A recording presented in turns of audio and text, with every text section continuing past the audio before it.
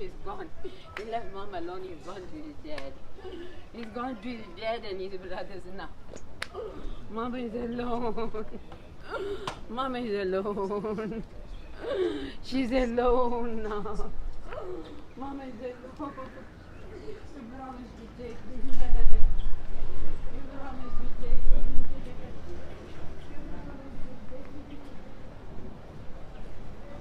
One more. No.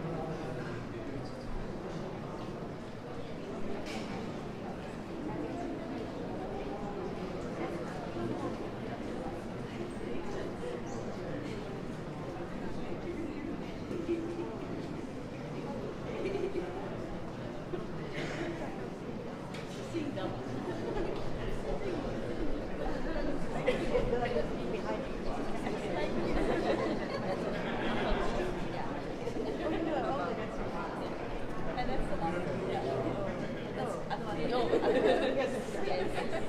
But she looks smaller than this, is it? That's smaller.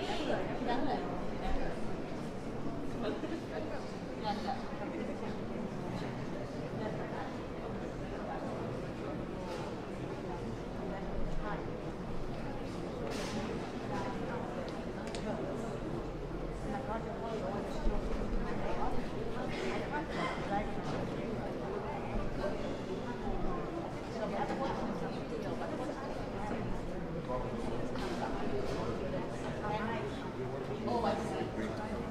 Okay.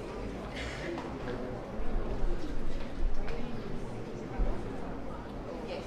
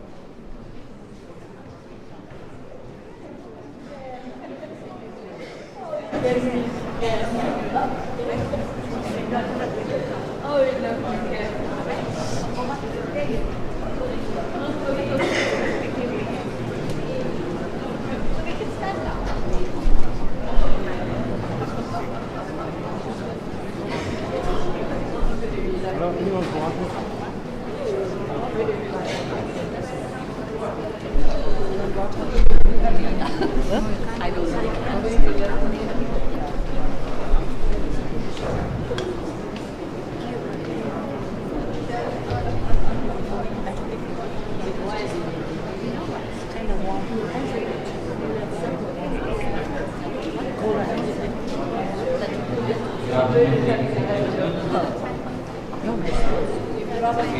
Family, thank you guys for coming. Please settle down while we're giving and greeting the family. We have some silence, please. And there is because watching who will take over shortly.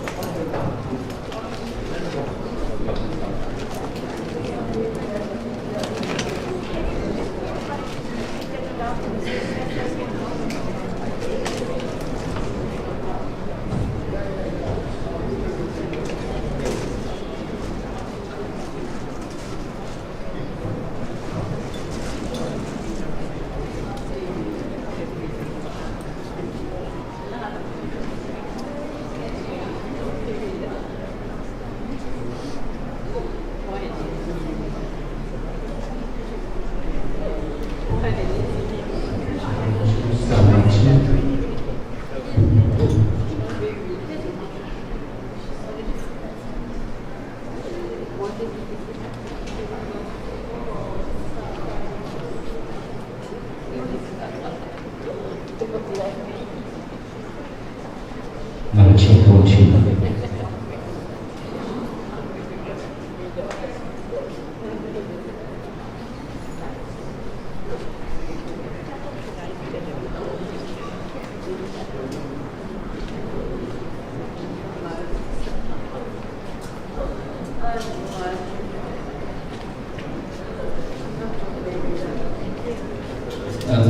Ladies and gentlemen, can I please ask you all to stand while the bhajan group starts with the opening prayer?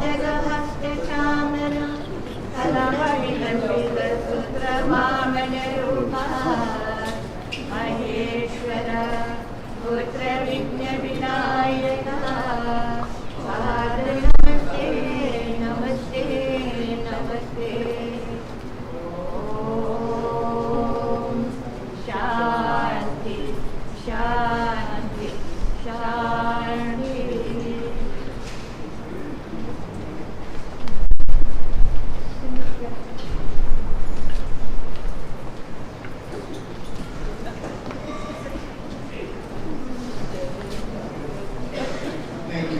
Please take your seats.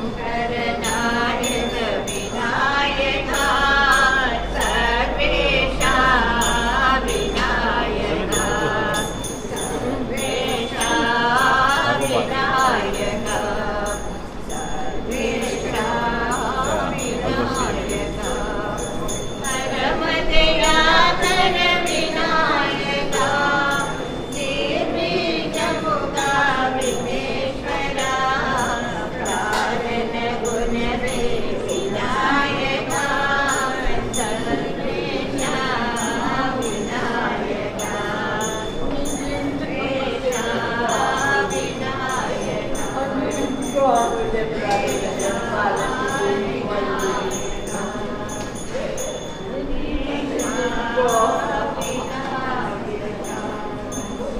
He left me alone today.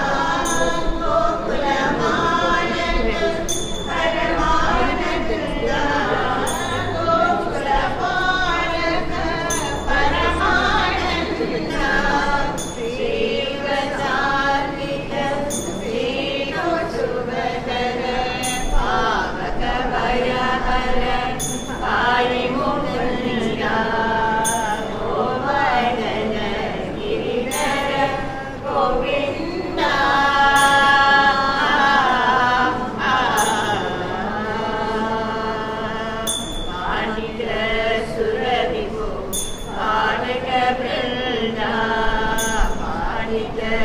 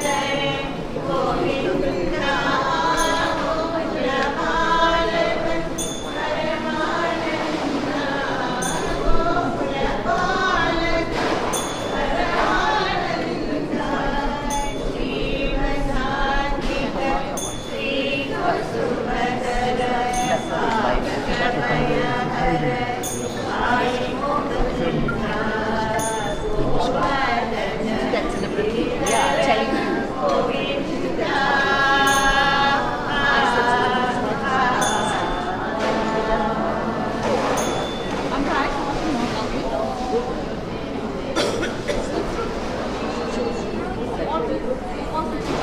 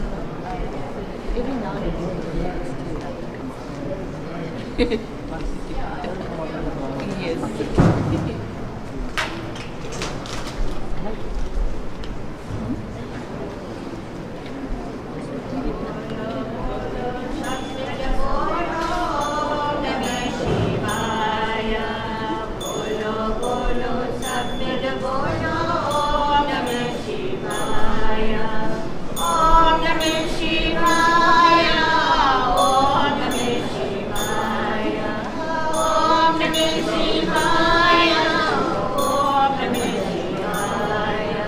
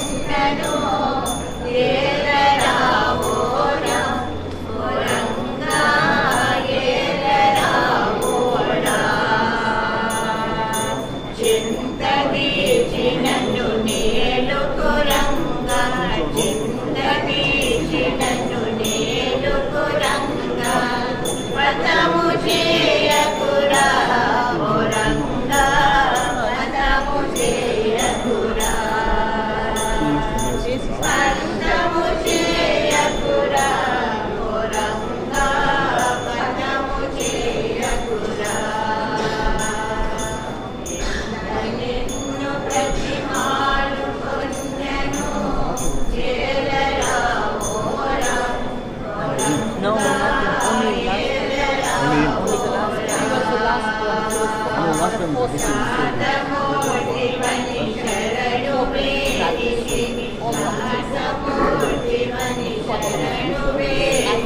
see you.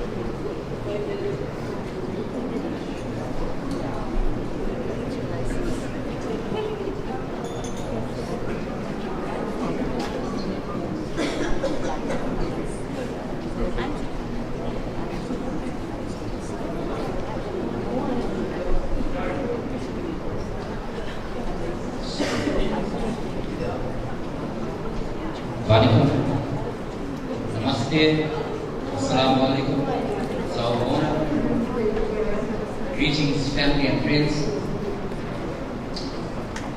My name is Reminiscences Singh. I was a very close friend to Dr. He was like a brother to me as well. I'll be your program director today. I would like to call Pastor Chris to open this occasion in prayer. Pastor Chris.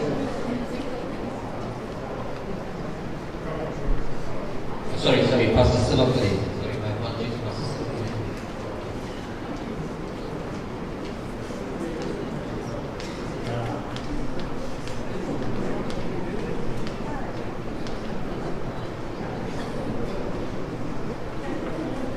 Alaikum, Namaste, Salam Alaikum, Rumena, Santonami, God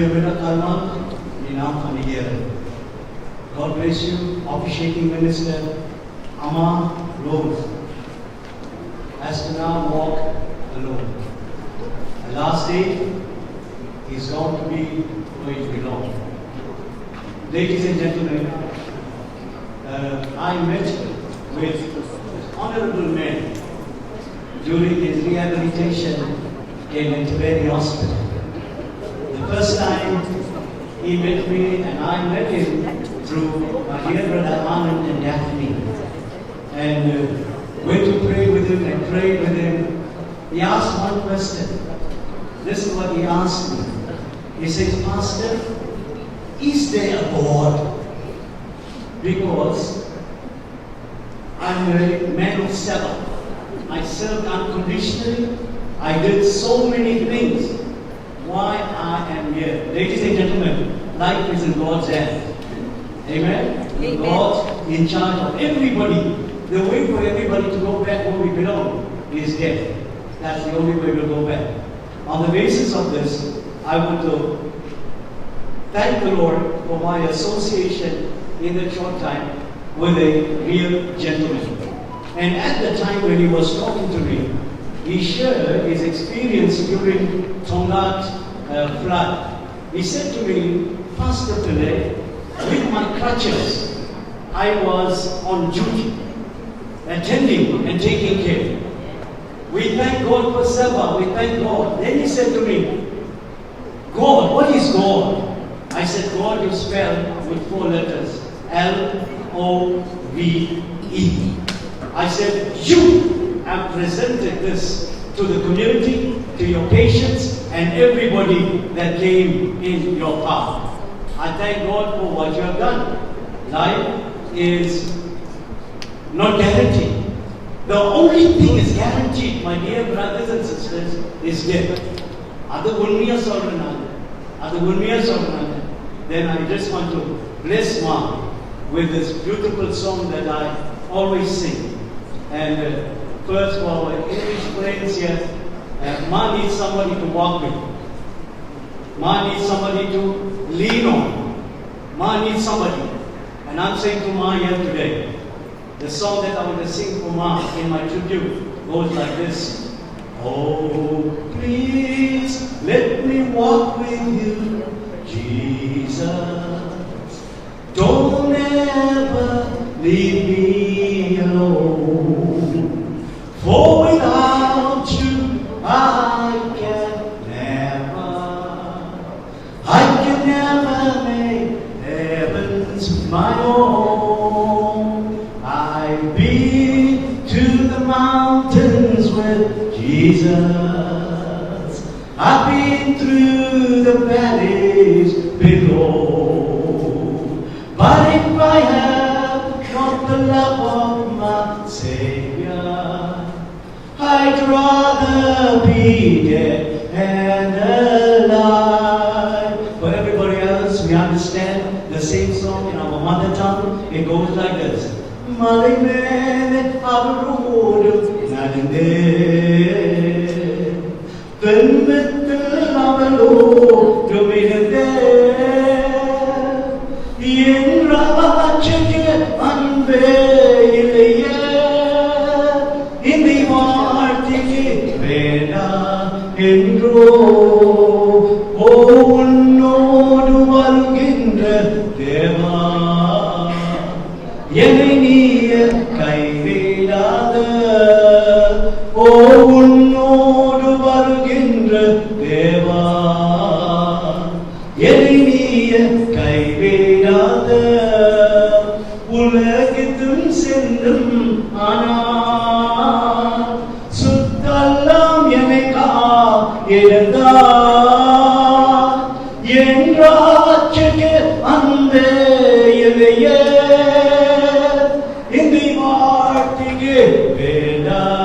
என்றோ உலகத்தில் சென்றும் தானா சுத்தால் நாம் எனக்கா எழுதா என்றாச்சுக்கு அன்பே இலையே இதை வாழ்க்கையே வேண்டா என்றோ to chat with, to Rama Rose for the rest of the life. She has to walk on the earth. Ladies and gentlemen, I pray God's peace upon every one of you as we continue. Thank you again to the director of the program. God bless. Nandri, Nandri, Nandri. Thank you, Pastor. I would like to call Babu, who is also going to offer a prayer.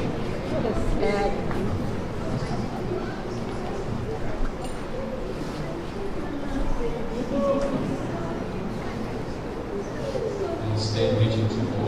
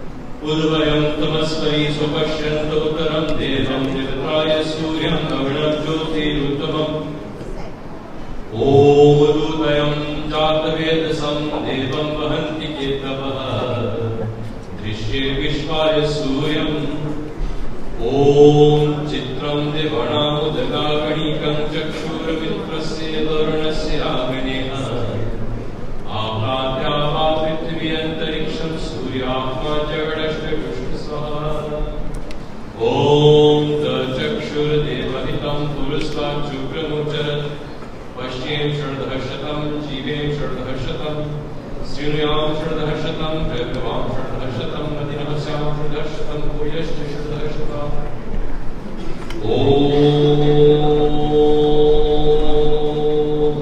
हे ईश्वर दयानिधे भवद्विज्ञेने निजोपासनादि कर्मणा धर्मात् कामो मोक्षाणां सत्यं प्रसिद्धिर्भवेनः ॐ नमः शम्भवाय च मयोभवाय च नमः शङ्कराय च मयस्कराय च नमः शिवाय च शिवतराय च हरि ओम तत्सत् हरि ओम तत्सत् हरि ओम तत्सत् ओम विष्णुपरब्रह्मणे नमः मुख जाने जिस्म का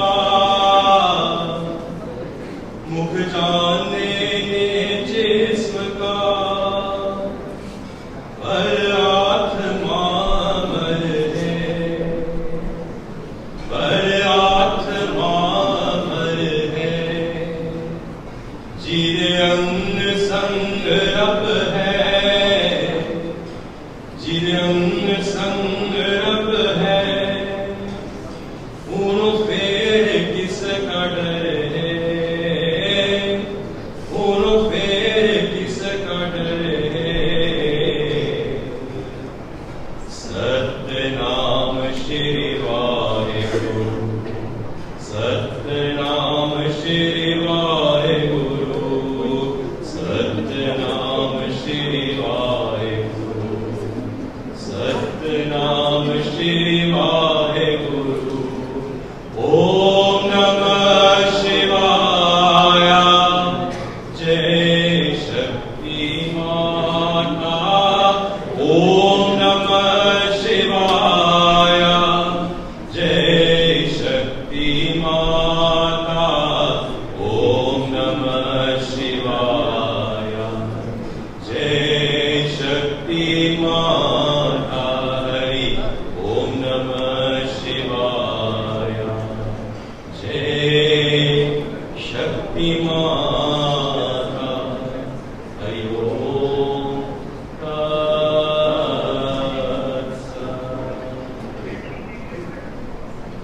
very short explanation as to the mantras, the prayers that's been offered now.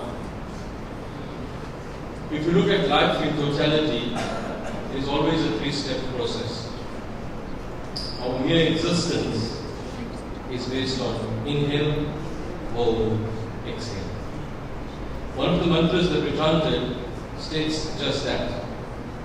We have come here empty-handed, and we shall leave here empty-handed.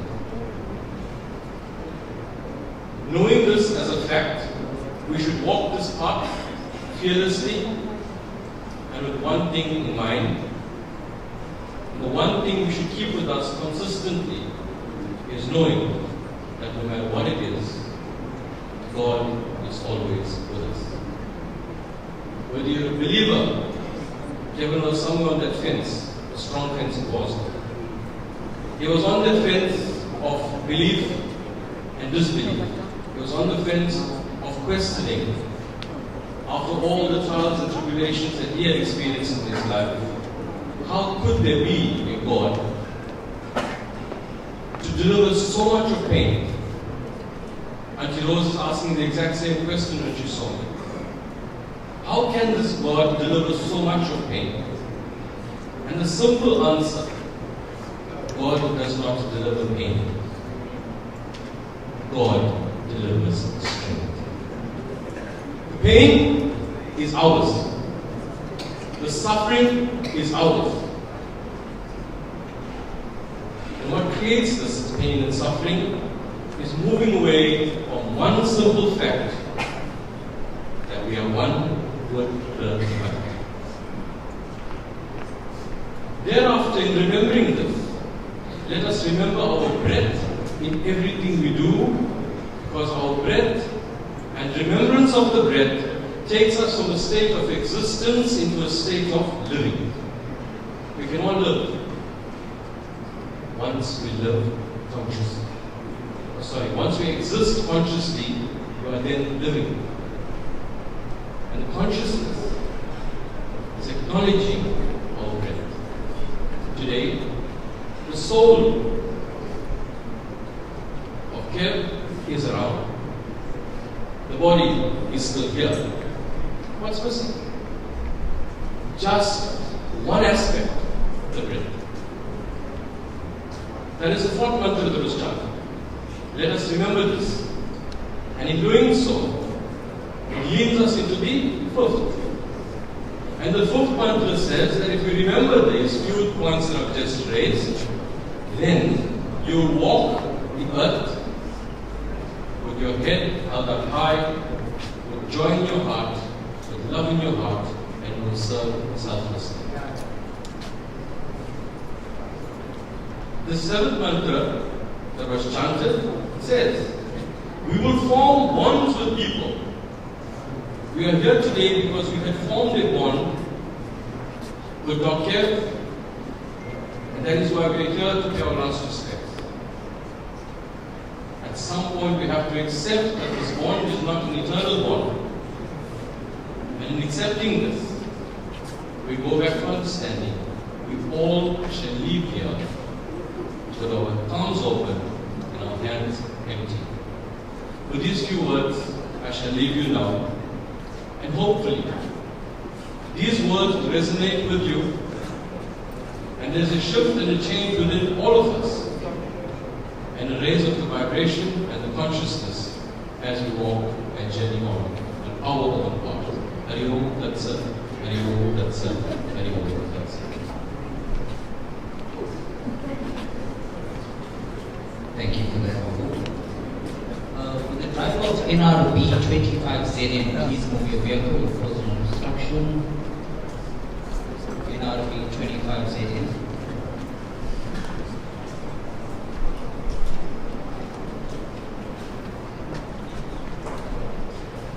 Ladies and gentlemen, at this point, we will allow these few family members to yield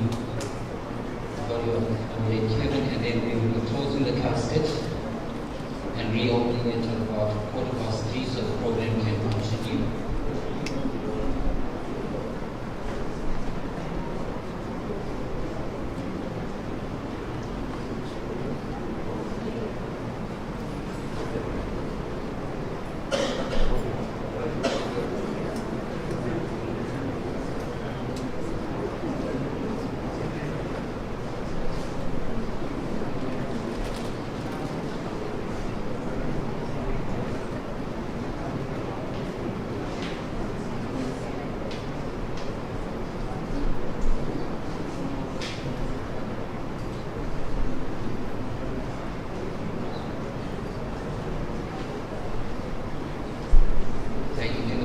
Please assist us in closing the casket for now.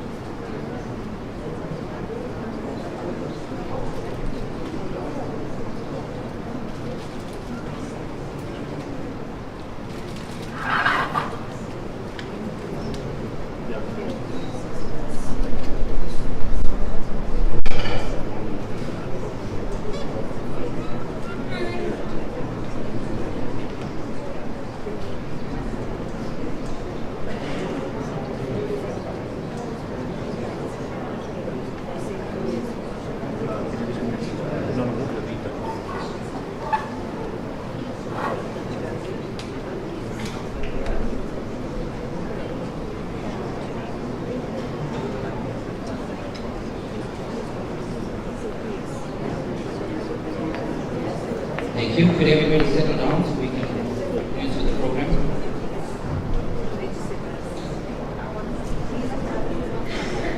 Dear beloved,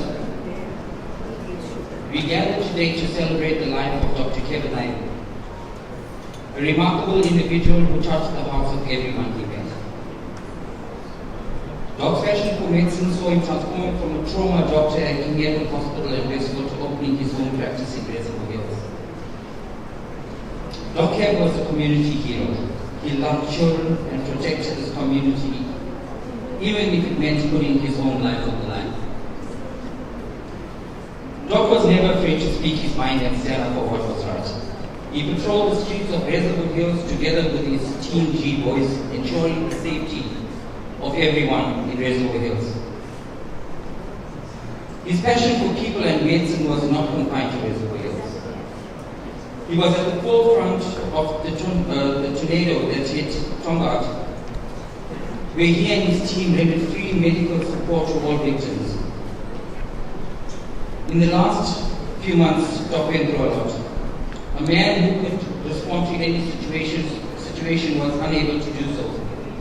Yet, he kept on fighting. His mom, practice staff, and friends stood closely by his side. Today, we celebrate his life. Let us remember Doc for the fun, free-spirited, bubbly person that he was, and let's cherish his memories that we have of him. Doc, as you join the host of angels in heaven, together with your dad and your brothers, we know that you will continue to watch over us and protect us. Rest well, dear brother. You fought a good fight and are now safe in the hands of the Almighty. We will miss you.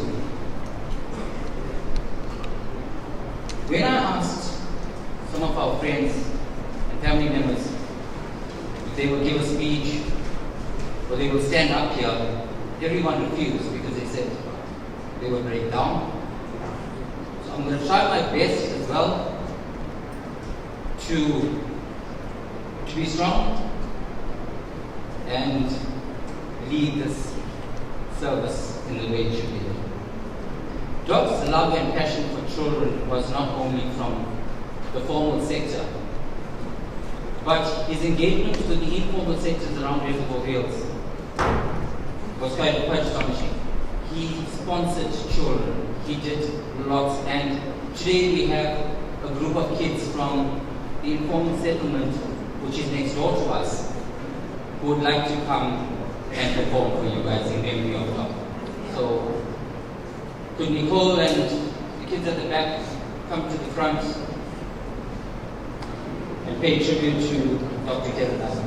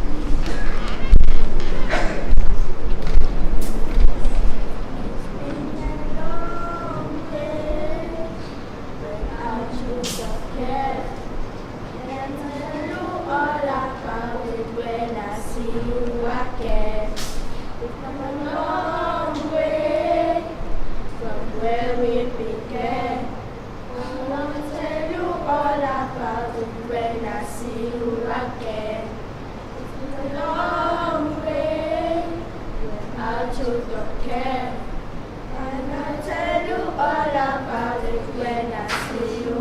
again. We've come a long way from where we began.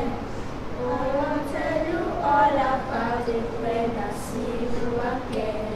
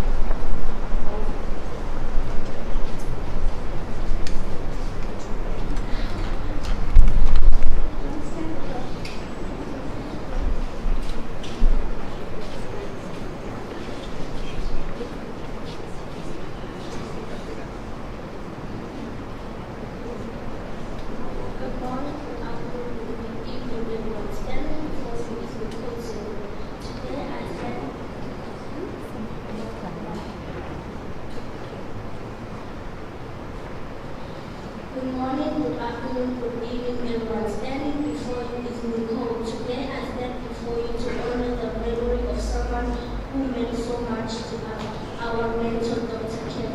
Dr. Kev was more than just a skilled doctor. He was a guiding light, always ready to show his knowledge and his wisdom and compassion. His compassion of healing others and helping others was truly inspiring. And his kindness touched the lives of everyone he met. Though Dr. Kevin is no longer with us, his legacy lives on in the lives he saved, the people he taught, and the kindness he spread. We will be forever grateful for his guidance, and we will carry his lessons in our hearts always. Thank you, Dr. Kevin. We will be deeply missed, but we will never forget you. Thank you.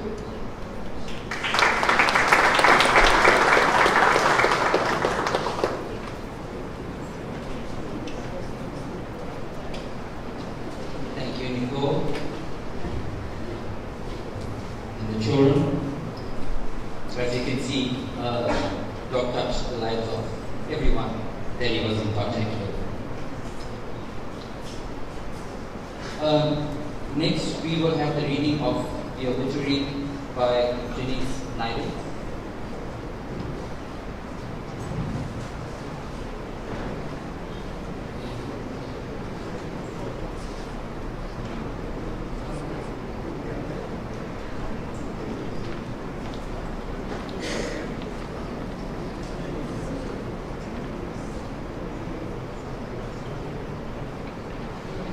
It is with profound sadness and heavy hearts that we announce the passing of Dr. Kevin Naidu, a revered physician, a compassionate community leader, and a true humanitarian, passed away on the 19th of March 2025. Dr. Kevin Naidu was one defined by unwavering dedication, kindness, and a deep sense of service to others, particularly to the community that he loved and tirelessly served.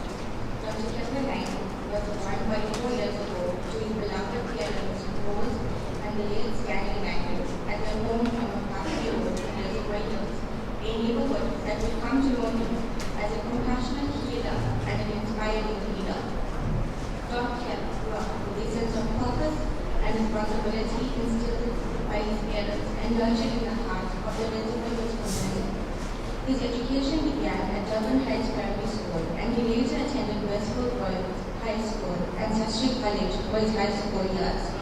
His father, the late Stanley Naidu, was instrumental in guiding Dr. Kev through the challenges of high school, where he served as a leader, always striving to inspire those around him despite personal hardships. Dr. Kev's academic journey took him to Amtata Medical College, where amidst much personal pain and the loss of his brothers, he earned his medical degree. He was the youngest of 4 brothers, all of whom were medical doctors, but sadly he too passed on. Dr. Kev's resilience, determination, and dedication to his studies were matched only by his desire to serve others, even during the most difficult time of his life. After completing his medical training, Dr. began his career as a doctor at King Edward Hospital and later at Westfield Hospital, where he became known for his compassion and tireless work ethic. In time, he transitioned to private practice, where he continued to provide exemplary care to his patients. Dr. was not just a doctor. He was a leader, a mentor, and a role model to people of all ages who had the privilege of crossing his path. His legacy of care was not limited to his patients, but extended to the community at large. Throughout his career, Dr. demonstrated an extraordinary commitment to his community.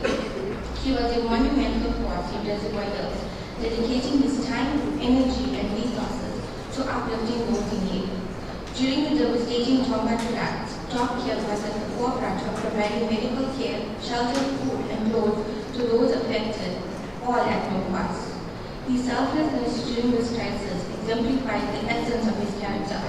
His work did not stop at medical treatment. Dr. created a movement, gathering people from all walks of life to support his community initiatives, whether it was for health, education, or welfare. Dr. had a unique ability to connect with people from all backgrounds. His presence had a magnetic quality, inspiring those around him to give their best and work together for the greater good. His dedication to service knew no boundaries, and many can attest to the countless hours he spent helping without expectation of compensation. He treated every patient with the utmost care and respect, and his work was a reflection of his deep love for humanity. Dr. Naidu's legacy lives on in the countless lives he touched and the community he helped build. His contribution to Reservoir Hills and beyond will be remembered forever. Dr. life was a testament to the power of kindness, leadership, and self-service, and he leaves a lasting impact on all who know him.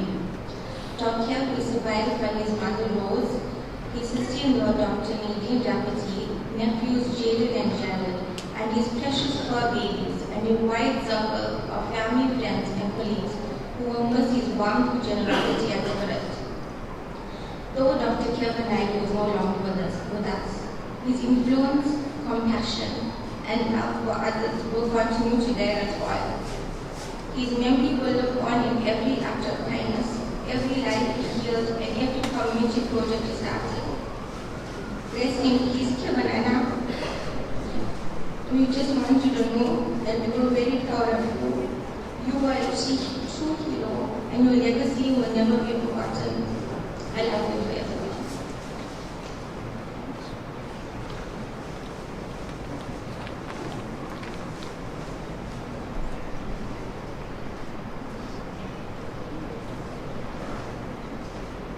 Thank you, Denise, for that. We have a tribute from his cousin, Dave Gapilo. Would you please come up?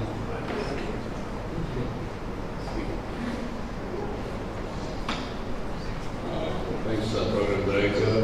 Shanice Moscow. Thanks for taking all the speech that I was going to give. So, what else to say? But 3 apologies. I can't dance. I'm small. I can't sing. So, in retrospect, I'm probably going to mess up the speech as well. So maybe I should have danced and sang as well. Alright, guys. Kevin was the first cousin. My black mom and his black dad were the youngest in the family of brothers and sisters, many of them.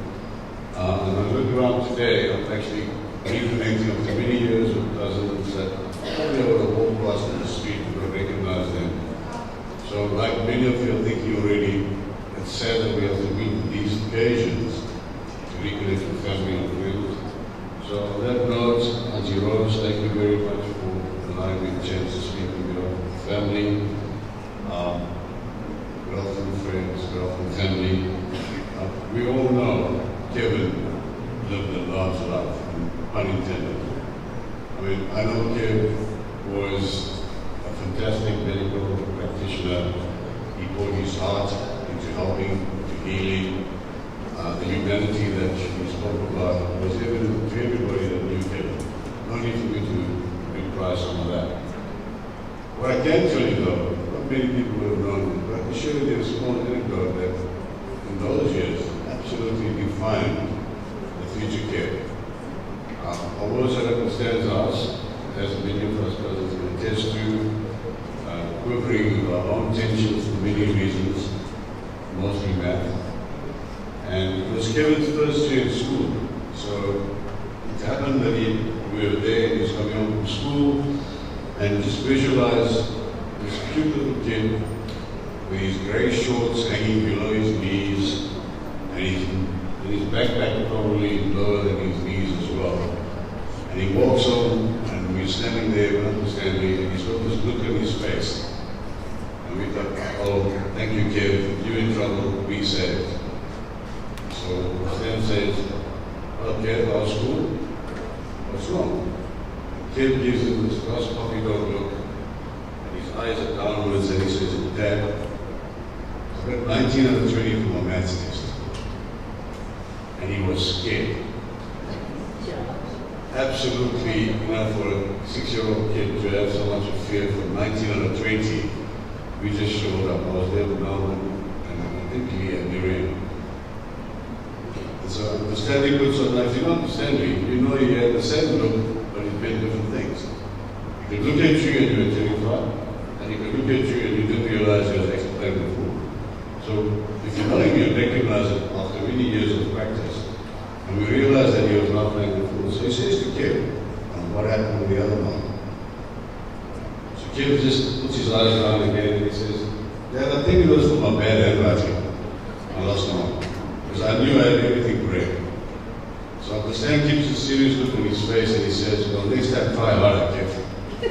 And Kev was like off the hook. And I remember thinking, this little kid, you bugger, you're an overachiever. You haven't put pressure on us, you're putting immense pressure on us. I think it's all there for everyone to see. Many, many years later, growing up in a family of talented medical doctors, being the youngest, going through the sadness of the life that put in front of Kevin and Auntie Rose, he had a massive burden to uphold, to carry on his shoulders. But to Auntie Rose, he represented that beacon of hope. When we walked in this morning, Auntie Rose was talking about today being a day of celebration. And I think that's what we had to do, to celebrate Kevin's life. There's no amount of words, no amount of other memories will take away a life well lived large. It's a small irony that I'm speaking on behalf of my cousin, and everyone, it's just Man United red.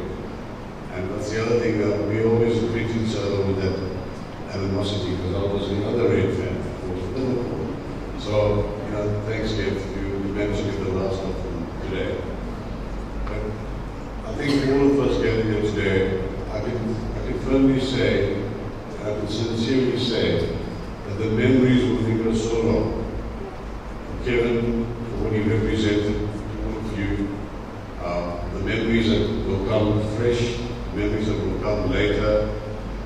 Cherish those memories, keep them in your hearts. Think about the family, think about what they've been through over many years. I think most importantly, live the lives that you know you can live to the best of your abilities, because this is the last place for us to have remorse.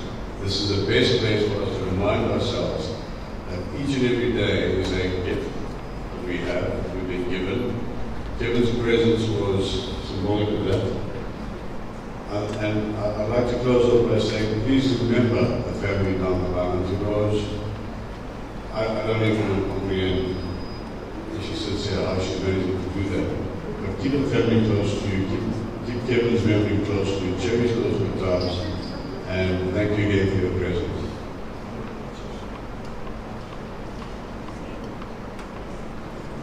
Thank you, Dave. I think when we speak about Uncle Stanley, I only remembered that when I was 15 years old, I used to go for men's tuition, and it was true Uncle Stanley. And we were not the sharpest in maths, and he wasn't the most friendliest person ever. So, and when Kevin invited us to his house after we became friends and stuff, and I was like, hey, you were a little boy when we were here having tuition. So those are the memories back at Matati. And as Dave rightfully said, we're here to celebrate. And Kevin told us, our group of boys, our patrollers, of years or whatever, he said, if anything happens to me, I don't want you to cry. I want you to open a bottle of Jack Daniels, you'll drink, have a party, because if you'll cry, I will get out of that box and I will kick you. Let's cry. And that was him, you know, fun-spirited. And Kevin didn't just touch ordinary people's lives. They were senior politicians that actually went to his rooms to visit him. We're talking ministers, MECs, and those big guys, you know. So it wasn't just us here, it was senior people. And our Councillor of Baseball Hills is present, and I think she would share some light on that as well. So Councillor Kisun, would you please come to the podium?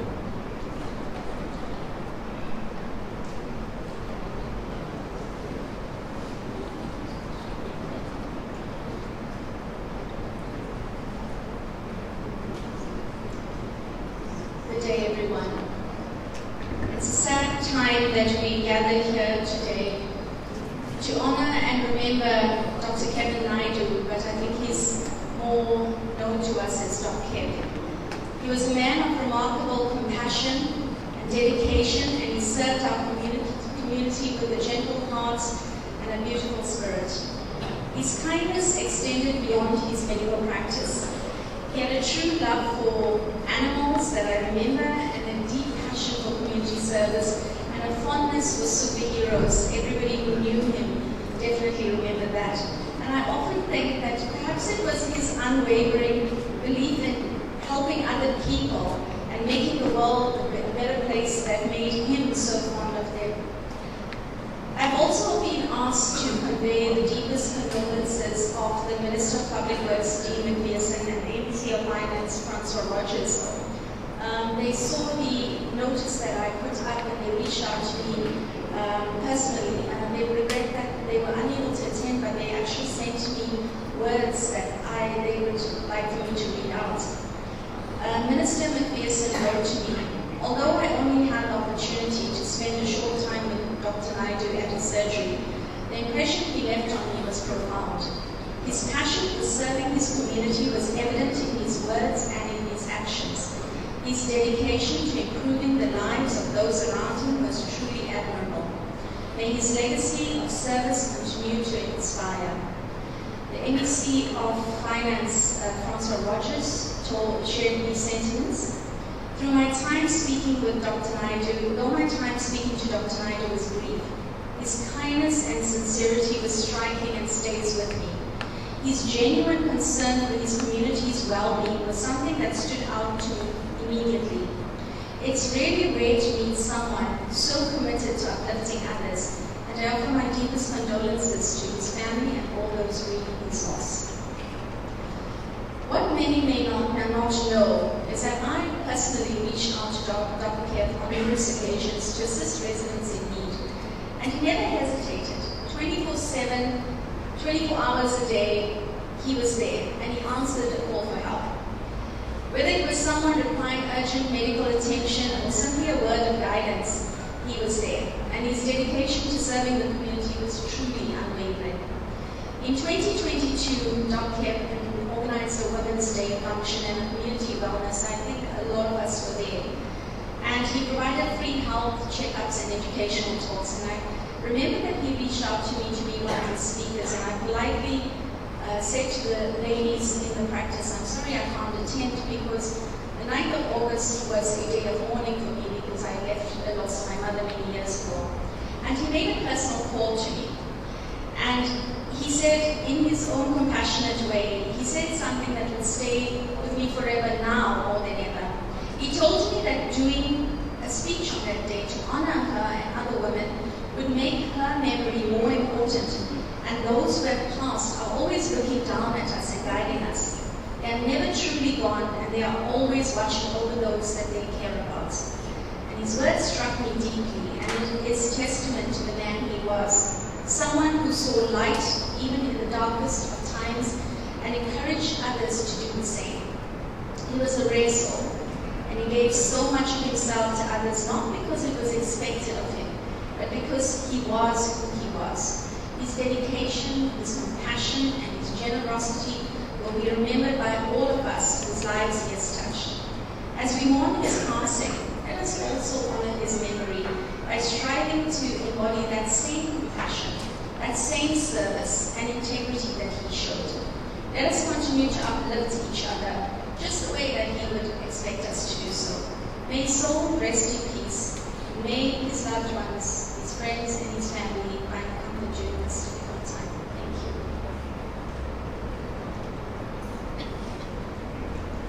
Thank you, Councillor.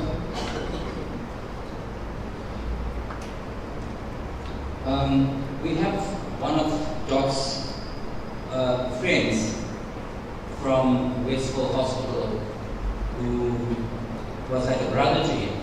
And, you know, whenever there were functions and stuff, it was always how to prove that. You know, that's how close these guys were. So I would like to call Dr. Green to the podium to give you a tribute to Dr. Kevin Naidu. Dr. Green.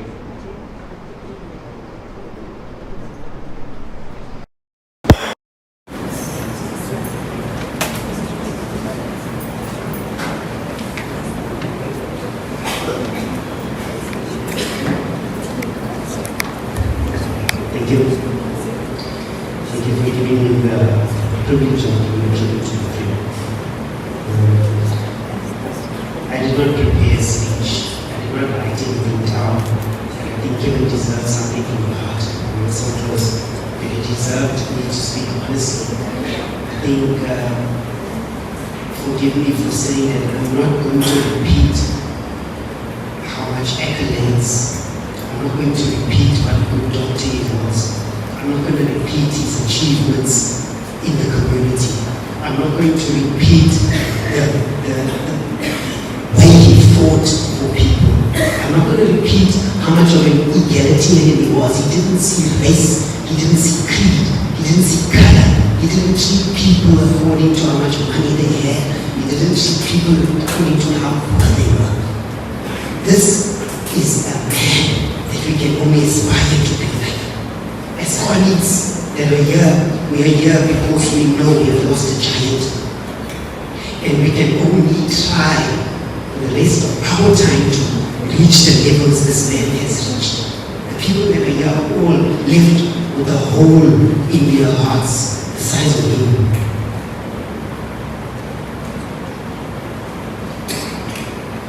We were close friends. That means we fought as well. And knowing him, he would have wanted me to be myself talking at his funeral. He would want me to be happy because we also shared lots of happiness. He would want us to celebrate his life. I used to imitate him. One of the biggest stories is you buy a box of donuts and I would steal the donuts and fight with him. But he'd give me the shirt of his back. He'd give anyone the shirt of his back. And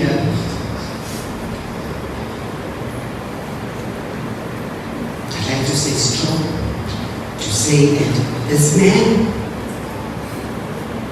wishing you well, till we meet again, my brother. We refer to each other as Lighty. So Lighty, oh well, I stand for you. Like you stood for everybody here that is listening. Thank you. And to those who watch.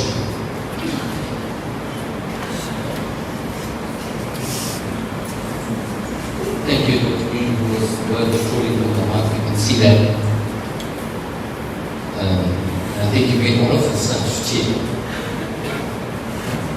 We have another friend of Kevin's. Kevin was not only part of the medical, but he was involved in a lot of things. He was involved in security, bouncing,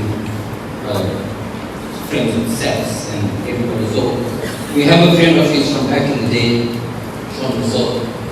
If you would come up and pay tribute to your friends.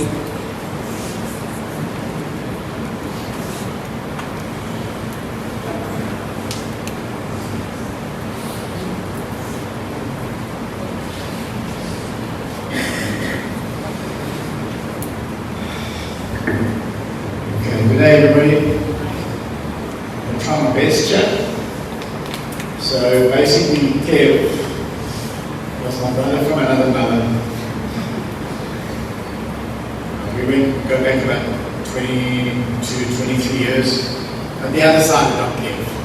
We all knew Doc Kev as Doc Kev. I knew Doc Kev as Doc Kev. Hey, we shouldn't actually be all standing here like this. We should. He would want, we have one of the Jack Daniels and we have a drink Doc Kev. Because that's what he would want.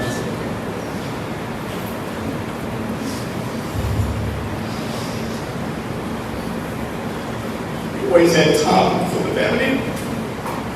Dylan was always there in his rooms when he was not feeling well. He was actually up on Saturday. I moved to Cape Town, so I'm not here anymore. And he took a photo of Doc Kev in a wheelchair and sent it to me. And I was laughing that even though he was so sick and that he was in the wheelchair, he had the rooms doing work. But I remember Doc Kev, besides being a doctor, being that naughty little guy that came out of university on a Friday, drove from Ontario to come and sit with us, have a bottle of Jack Daniels, finish the bottle of Jack Daniels, and we would go somewhere else to have more Jack Daniels. One night, I'll give you a little story quickly, how we actually became very, very close. One night he left where we were. If you really know me, you'll know where we were. And he was driving along Seacar Lake Road. I think he maybe was on that second one of the Jack Daniels that night. And that corner there by NCB, he forgot to turn, and he went straight. And he wedged the Auntie Rose's window under CRV between a pole and a tree. Anyway, I was coming along about 2 or 3 minutes later, and there I see the car, I get out, and there's Doc Kev. And I carried Doc Kev out of the car, put him on the stretcher, and we went to hospital. And from that day, we actually became very, very close. And that was Doc Kev. Doc Kev was just Doc Kev. Another little story, there's somebody else here, TG. We met for coffee one day. Doc Kev, myself, and TG, we met for coffee at the Gateway. And Kev was saying, hey, my birthday's coming up. TG said, hey, my birthday's in June. TG's birthday, Kev's birthday's in May and I'm in July. We need to do something for our birthday. You know, we're getting old, we haven't done anything. We walked inside, we booked tickets for Friday, we went to Thailand for 10 days. Okay, let me tell you something, it was the best 10 days of our lives. We had so much fun. TG and I hired scooters. Kevin couldn't hire a scooter, he couldn't ride a scooter. We had him in the back of a tuk-tuk. That's how we went around Thailand. Kevin in the back of the tuk-tuk and us on scooters. Well, then we decided that we're going to have a tattoo. TG never had a tattoo done. So we said, right, we're going to go have tattoos. We're going to have the same tattoo done to symbolize us being together in Thailand. But I knew Kevin was up to something because he was like, yeah, you guys go first and I'm going to go. We said, no, it's not going to be like that. We're not going to have the tattoos and then he doesn't have it. So we picked the tattoo. We got 3 tattoo artists and they did the tattoo together on us. I got mine on my shoulder, we all got on the same place on the shoulder. And it's yin yang and the date when we were in Thailand. That's the fun that we had. And I think everybody here today, he's touched everybody's lives in one way or another, more than once, more than 10 times. And nothing was too much trouble for Doc Kev. No matter what time you phoned him, or whatever it was, he was always there to help and do whatever he did. And I think that's why we're here. And I think we're here to celebrate Doc Kev. And I'm going to miss it, really I am. There's random phone calls every now and again we used to just chuckle and laugh about things that we had done. That's Doc Kev. And all we got left now is memories. There's one last thought. I lost my son in January last year. And a lot of you people might know Chad, that was my son. The only thing that I'm worried about is if Chad and Doc Kev are together in the same place at the moment, whatever God is, God help us all. Really. But thanks. Thank you. Thank you, Sean, for that. I know as part of Team G, he's also, if he's bored, and it doesn't matter what time it used to be, he'll just phone and like, what you guys doing? You're sleeping now. No, get up, put it over here, buddy, did you social out, here's a whole day. Okay, no. And I remember once, was it the floods yesterday. There was a protest action. I think it was going to be some protest actions after that, and he said to the team and guys, he said, nobody's going to sleep. And he said, okay, fine, but you know these guys normally start about 3 o'clock in the morning, so let's rest. He kept us up on a voice call, about 16 of us, till about 3 o'clock in the morning, and did not allow anybody to fall asleep. And that's just the guy he was, you know. So yeah, thanks for those words, Sean, we appreciate it. I know that a lot of people that have not come in and viewed, so we're going to do that shortly. But if Dr. Sethusal, are you in the building? Could you please come up, sir, and pay a tribute to Dr. Kevin Naidu?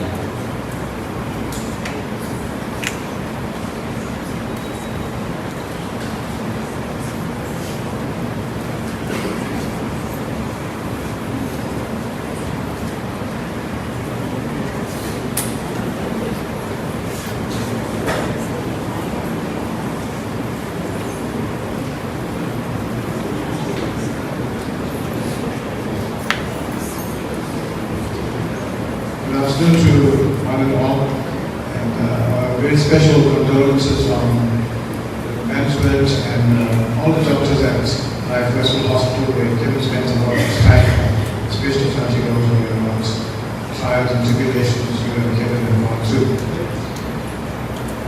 Today is a very sad day indeed for me, because Kevin has spent a long time together.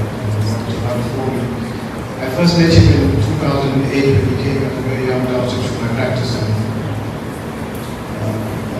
some work to supplement his income. And very hard worker. I didn't need anybody in my practice at the time, but something said to me, we started a special bond, and I said, let's give him a chance. Everybody deserves a chance. And Kevin never let me down at any stage. And Kevin was still around. I would definitely, he would be one of the few people that I would trust with my patients, my rooms, or my emergency unit. He was one of the most dedicated workers either at his work at King Edward Hospital and at Life Westwood Hospital, where his meticulousness in his work and his ability to teach get things through to people in the simplest of ways, where people understood. He's still remembered by everybody that he's encountered. Even today I was at work and my nurse would say, please don't forget to remember what Kevin had done for us and all that he taught us, and please mention that. So Kevin, you did a great job. You will always be remembered for whatever you've done for the community. Every living being, I say every living being because you know that Kevin loved animals, human beings, he loved even the people that hated him.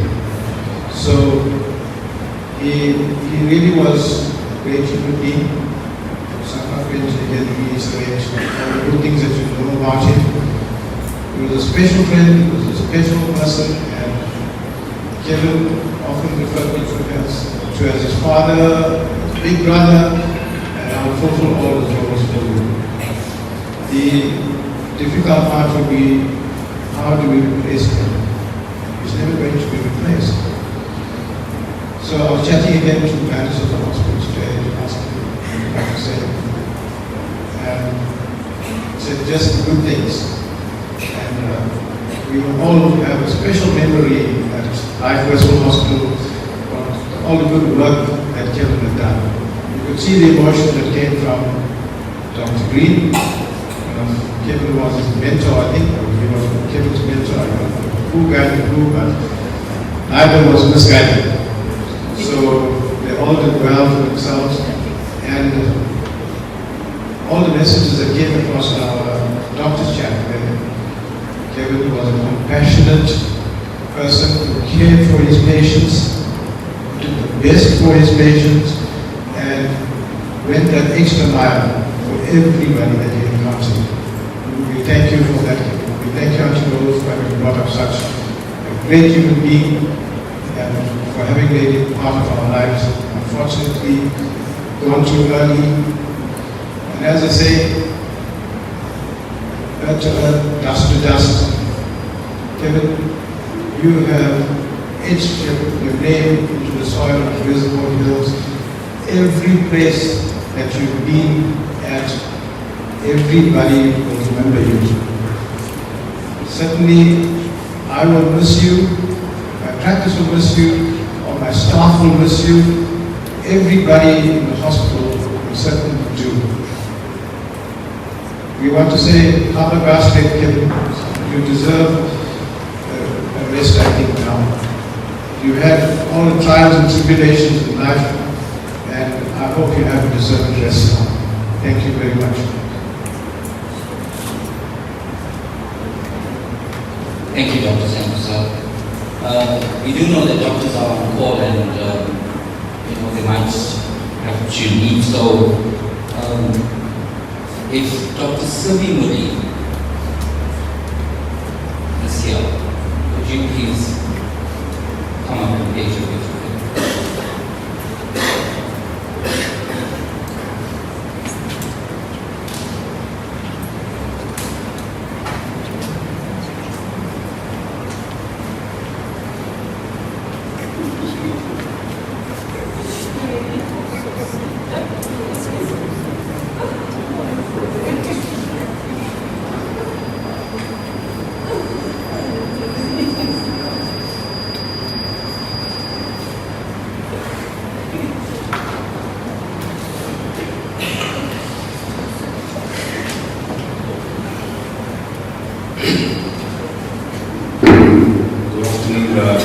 Ladies and gentlemen, to those in the family, to the rest of the family, friends, and colleagues, as I've been introduced, I'm Sibi Mudi, formerly known as King Edward Hospital, now Victoria Ndebe, where Kevin started his career as a doctor. So I know many of you may have heard a lot of speeches of Kevin, his work in the community, his work as a doctor, his work as a humanitarian. I thought I'd just go a little bit different to tell you about how Kevin and a group of doctors in the trauma unit in Edward grew up and got to know each other. So I know Kevin when he was first an intern. He had known of me through his undergrad in Melbourne, in Cross as well. And I met him in the car park one morning. He was an intern in a different department and we got to chatting. He had a passion for cars and I have a passion for cars. So we chatted about cars, we chatted about work, we chatted about a few other issues. And he went on his merry way. He was in different departments on rotation. And then he comes on rotation to the trauma unit. I was a senior, and they thought, wow, I know this guy is my friend, so he can come there as a big chief. And unfortunately, I had to cut him down to size.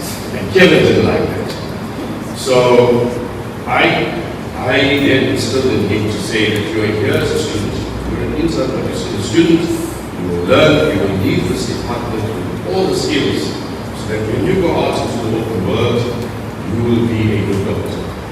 So I used to mentor him there, walk in at any time in the department, pick a patient, pick up an x-ray, and ask him questions. Really,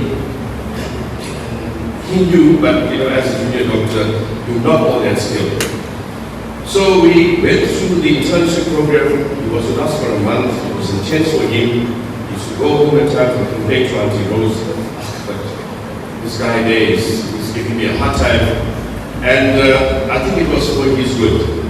He left King Edward after internship. He went down to do his consult, I think, and eventually started working at Newcastle Hospital, and practicing in Newcastle. Some years later, and I think, I don't know if Santosa asked me again, I'm sorry, because my speech is very impromptu. I have not prepared some pointers, so I'm actually speaking from the heart today. There's no speech that I've prepared. He called me sometimes in 2007 or 2008. We had a post that was advertised, and he called me and said, hey, I see there's a post advertising in the trauma unit, can I apply for it? So I said, yes, please do all the paperwork, send your application in, and we will then consider you when you come for the interview. So he sent his application in, some pages that were missing, he rose, had to come in, drop off the paperwork. I don't think she was so impressed with me either, but we had to do the right thing. Kevin thought that he's coming to this interview, he knows me, and here it is, he's got the job. So he called me just before the interview and I said, can you please tell me what I need to prepare for? And I said, you will prepare everything. You will come there as an equal candidate and we will interview you. You work with me as an intern so you know what this department requires or entails. He was kind of angry and I thought, you're supposed to be my friend. I said, no, sorry. So anyway, he applied. And he comes in for the interview. My God. Kevin came in unbelievably impeccably dressed. And I will never forget it because when he walked in, the panel and I looked at each other and said, is this guy coming for a paid course in general medicine or is he coming for a course in trauma? He came in with a white suit. I don't know if you remember the white suit. A red tie, a gold ring, and a big gold chain on his hand. Okay, so he wanted to impress the panel. We looked at each other and said, well done, guy, you dressed up well, you dressed up the best, and let's hope you are the best. And we asked him questions, and he flew to the interview. He scored the highest in the interview because he had really come prepared, because I instilled in him that we will not come there with any favors. We will ask you the toughest of questions, you will answer it, and we will score you fairly, as all the other candidates are. But he flew to the interview, he did so well, that we gave him the job. And then he joined the unit. And when he joined the unit, I did the same to him for the first 6 months. He was still an intern, in my eyes, he was still a junior. I will walk in at any time and test you on any patient or any history. And we got to a stage where he stopped calling me Dr. Woodley, we were known to each other as Chief. So he called me Chief and I called him Chief. But when he introduced me to anyone, I was his nanny or his boss. And we had this relationship. He worked well, he did well, he moved in confidence, he learned his skills, and every now and then I would throw him in the deep end with an emergency patient. And it's daunting as a junior doctor to come into a trauma unit like King Edward and see these emergencies, and then be thrown in and you say, Chief, come with me. Go on your own, I'm standing here, if you need me, you call me. And that gave him confidence. It gave him confidence to an extent whereby, as he grew in the department, he became one of our best, safest, confident doctors. He could manage any emergency that would come to the unit. And hence, I just overheard Dr. Sanderside. When he did go and assist in Dr. Sanderside's unit, there was no one that could force him. He knew everything about emergency medicine. He then grew in stature. We then formed a bond, and I see some of my colleagues, Mr. Ropi, our surgeon, notes, Dr. Kiston, Dr. Sheikh, Dr. Shok, there's everyone else, Dr. Raghuba. We grew as a team. We grew as a team with trauma and surgery. And his confidence, because at times I would throw him in the deep end with suturing difficult patients. And I remember once I walked into theatre and you were suturing a patient and it took a long time and you were sweating. And I said, Chief, I'm not happy with this. Take out all the sutures and leave me. And you can imagine Kevin then look at me. But why? I said, you will do it. And he took the sutures out and he did it. And he did it very well. And he grew and grew and grew. So Kevin, as part of the trauma unit, we became one big family. We had Kevin, and I just had a call 2 days ago from one of the doctors who was with us. She left us to go to emergency medicine. She's now an emergency medicine specialist. Dr. Qureshi, she called me and she was in tears and she said, Dr. Woodley, Kev was my brother. He was our family. Apparently she called me about 3-4 weeks ago and asked him to come and join her in Cape Town. just to come to Cape Town and relax and maybe even work there if you wanted to. And she cried and she remembered the days that we worked together as family. And we grew a family bond and a unit that still exists in the department to today. There were days where we would fight. Now for those of you who know him, I don't know how many of you know him so well.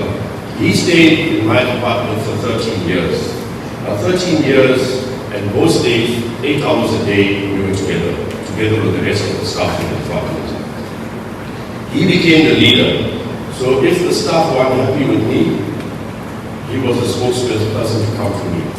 And he would come to me, Chief, but I don't like this and I don't like that. Why is this happening? Why is that not happening? And Kevin would never want to lose a discussion.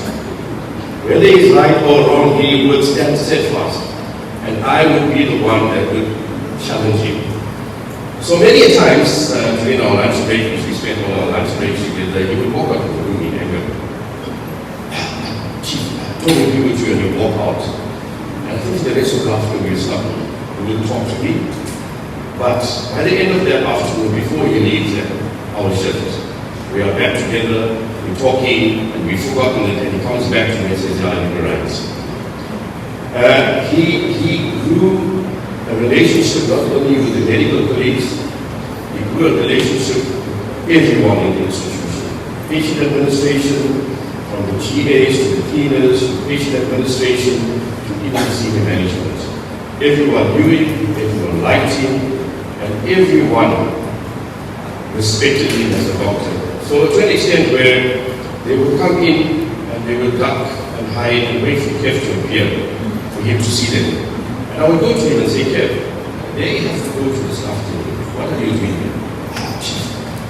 No, man, I need to see them. So it came to a stage where he was seeing more staff cases than he was seeing patients. And then he found that it was a bit difficult for him. He came to me and he said, Chief, you know what? I think we need to send them back to staff team. I said, no, that's your problem. You deal with it. And he wasn't happy with me. So, these are some things that we did. His passion for Manchester United. I'm not sure some of our patient administration guys are here, the local guys, my God, robust discussions. Kevin would never take a criticism of Manchester United, whether they had won or lost all the games. He stood firmly by Manchester United, and we forever remember him for that. One thing I don't think anyone knew about Kev, and I caught him out, and it was my trump card to always catch him. So I planned for Kevin and I to do a course in aviation medicine. And we went to this course. It was held at Albert and it was done over 5 to 7 days, quite an intensive course. And at the end of it, for a few days, we had to do sorties in a military helicopter. And we had to fly around because that was our training so that we could accompany patients on flights anywhere in the country or across the border. And if you all can remember, when we passed that course, we were all given wings, and Kevin always probably used to name his wings. So those wings and the pin that he had here illustrated that we were qualified then to fly with patients, of course. But where I got Kevin out, we had to do a sortie in this big orange helicopter. And generally what happens is they don't close the doors. So the doors are open and we are just sitting there looking down. And I said, Kev, let's go. I said, Chief, can I sit this one out? Why? You go there, you want to step for.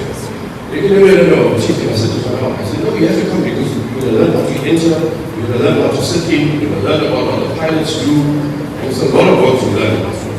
Then he tells me, I think he had a fear of heights. I said, well, I don't know if he had a fear of heights, but he said, I can't stand the height enough. Can you ask them to close the doors? I said, no, Chief. So he jumped in, and here's a guy sitting next to me, behind me, he pushes me at the door with a little seatbelt, and I've got to look down. I said, Chief, look down. He refused. So we went up and came down. He managed it. He didn't say a word. It's the first time I didn't hear Kevin speak, but Kevin really speaks a lot.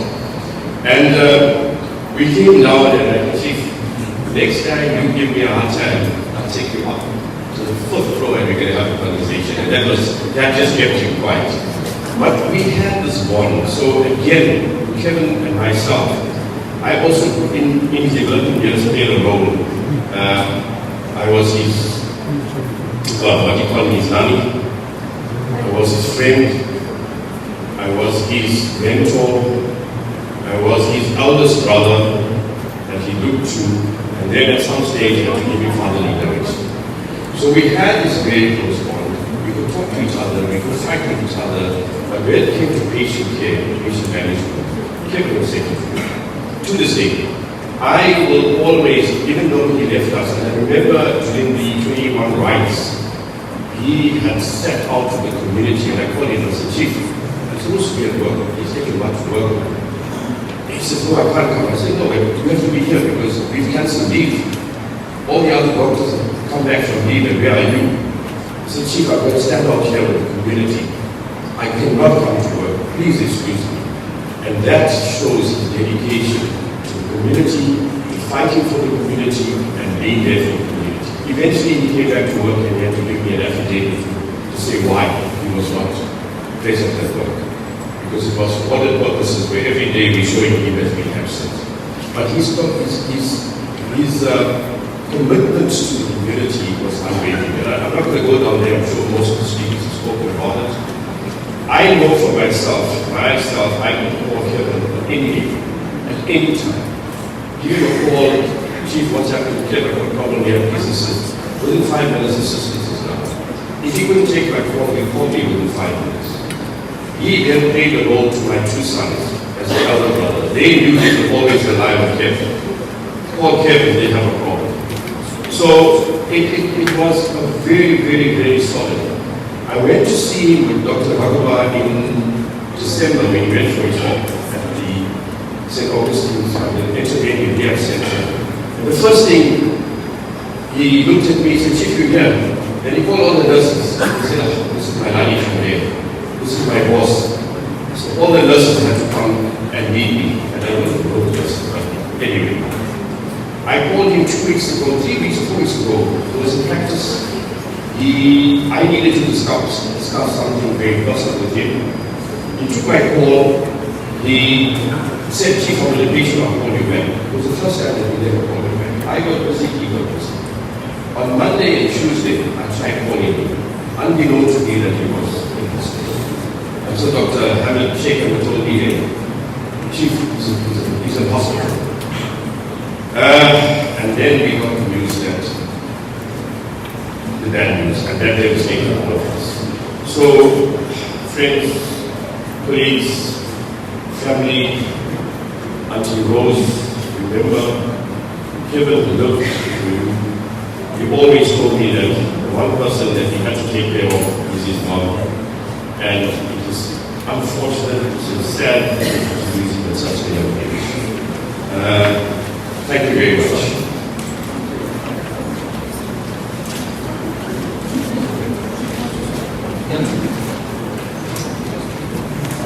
Thank you, Dr. Muli. Friends and family, will be reopening the casket. We can see there's a lot of people waiting over here. We've still got a few more things on the program, but we're going to open up for now.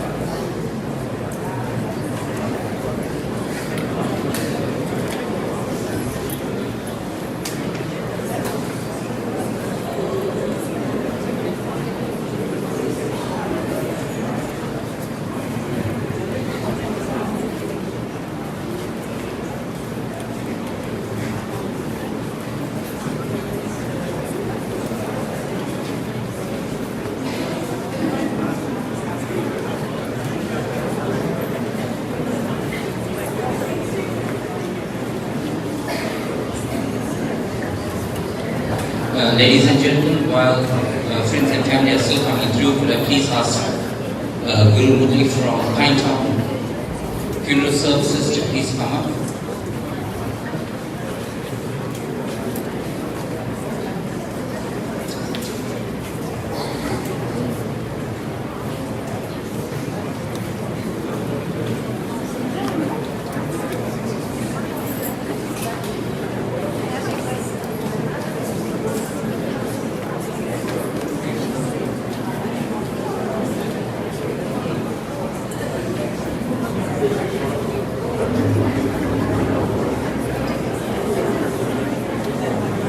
என் அன்புமிக்க தாய்மார்களுக்கும் தந்தைமார்களுக்கும் பிள்ளைமார்களுக்கும் உங்கள் அனைவரும் வணக்கம்.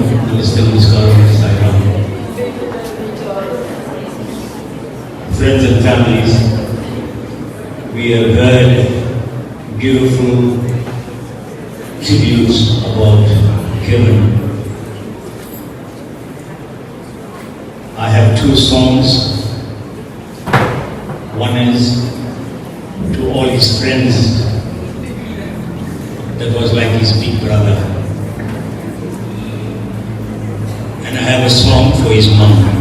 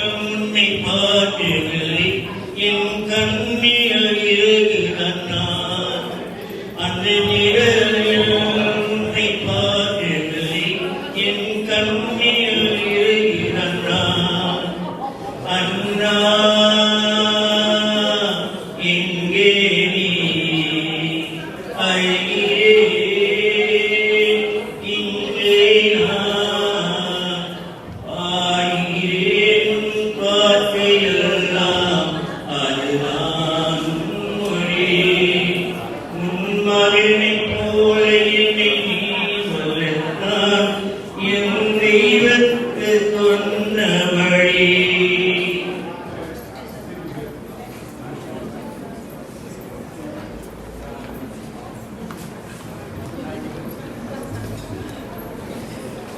செல்வேனே கண்ணே தூங்குடா கண்ணில் தூங்கு செல்வேனே கண்ணே தூங்குடா கண்ணில் தூங்கு யார் அழைத்தாலும் ஆராது கண்ணே தூங்குடா யார் அழைத்தாலும் ஆராது கண்ணே தூங்குடா செல்வமே கண்ணே தூங்குடா கண்ணே தூங்கு யார் அழைத்தாலும் ஆராது கண்ணே தூங்குடா அம்மா இருக்க தெய்வம் இருக்க கவலை எழுதடா அம்மா இருக்க தெய்வம் இருக்க கவலை எழுதடா தெய்வம் இருக்க நான் இருக்க தூங்கடா தூங்கு செல்வமே தூங்கடா தூங்கு செல்வமே கண்ணே தூங்குடா கண்ணே தூங்கு யார் அழைத்தாலும் ஆராது கண்ணே தூங்குடா நீ சிரித்தால் நானும் சிரிப்பேன் தெய்வம் தந்த மகனே நீ சிரித்தால் நானும் சிரிப்பேன் தெய்வம் தந்த மகனே நீ அழுதால் நானும் வருவேன் தூங்கடா தூங்கு செல்வனே தூங்கடா தூங்கு செல்வனே கண்ணே தூங்கடா கண்ணே தூங்கு யார் அழைத்தாலும் ஆராது கண்ணே தூங்கடா ஆராது கண்ணே தூங்கடா ஆராது கண்ணே தூங்கடா மிக்க நன்றி.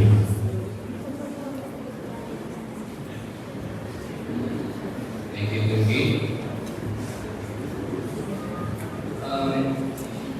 We have a tribute from Eugene from Team G, the guys that always had your kids back. So, Eugene, could you please come up?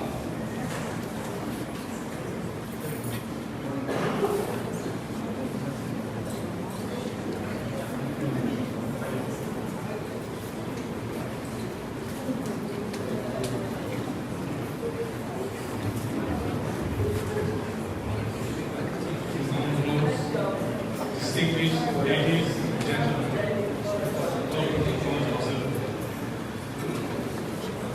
Tribute to an inspiring leader, brother, from the table of achievement, founded by Dr. Testimonials. Today we gather to honor a truly exceptional individual, a leader whose unwavering dedication has left an indelible mark on the lives of many. Dr. inspired Team G to be community-driven, helping the sick and the needy, community-oriented outreaches, attending to the accident and crime scenes, to which one message now was mobilized and measured. At the doctor's action, this is what he said: to gain strength, courage, and confidence. I really experience when you look here in the face. You went to achieve to be true to your own actions and aspirations. Inspired to follow your own path, not the path that others have chosen for you.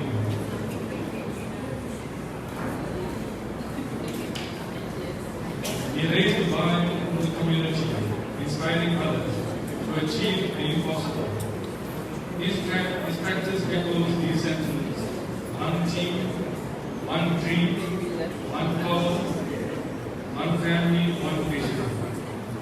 If your actions inspire others to dream more, learn more, do more, become more, you are truly a leader. Thank you, Dr. for your unwavering commitment, profound impact. Your influence will forever be cherished in the hearts of our community, visible here. The world may have lost a beautiful soul, but heaven has gained an angel. May your laughter and love echo through the ages. May your memory warm our hearts until we meet again. Your countless deeds of kindness, always giving, never expecting any favors in return. Born from our side, but never from our hearts. Sadly missed by Team G. Eugene, Aguilan, Dempsey, Craigie, Yasmin, Uncle Ashok, Ashton, Jay, Kyle, Helen, Riaz, Umesh, Kashmir, Sandeep, Pradesh. Rest in peace, brother.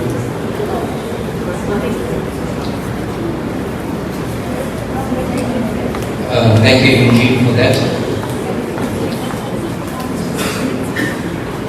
While our family and friends are still viewing, could I please have Ray Jivan, who will speak on behalf of the CCF, a foundation that's founded by Praveen Garden, but it's a group of brothers that actually got together and tried to make a difference in resilience. So Ray, could you please come up to the podium?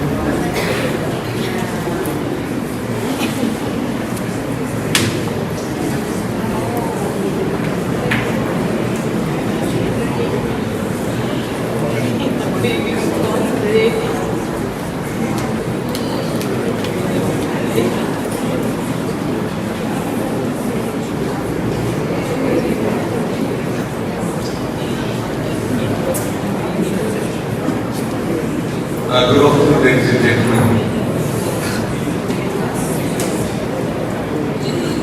This is one of the most painful things that I've ever had to do.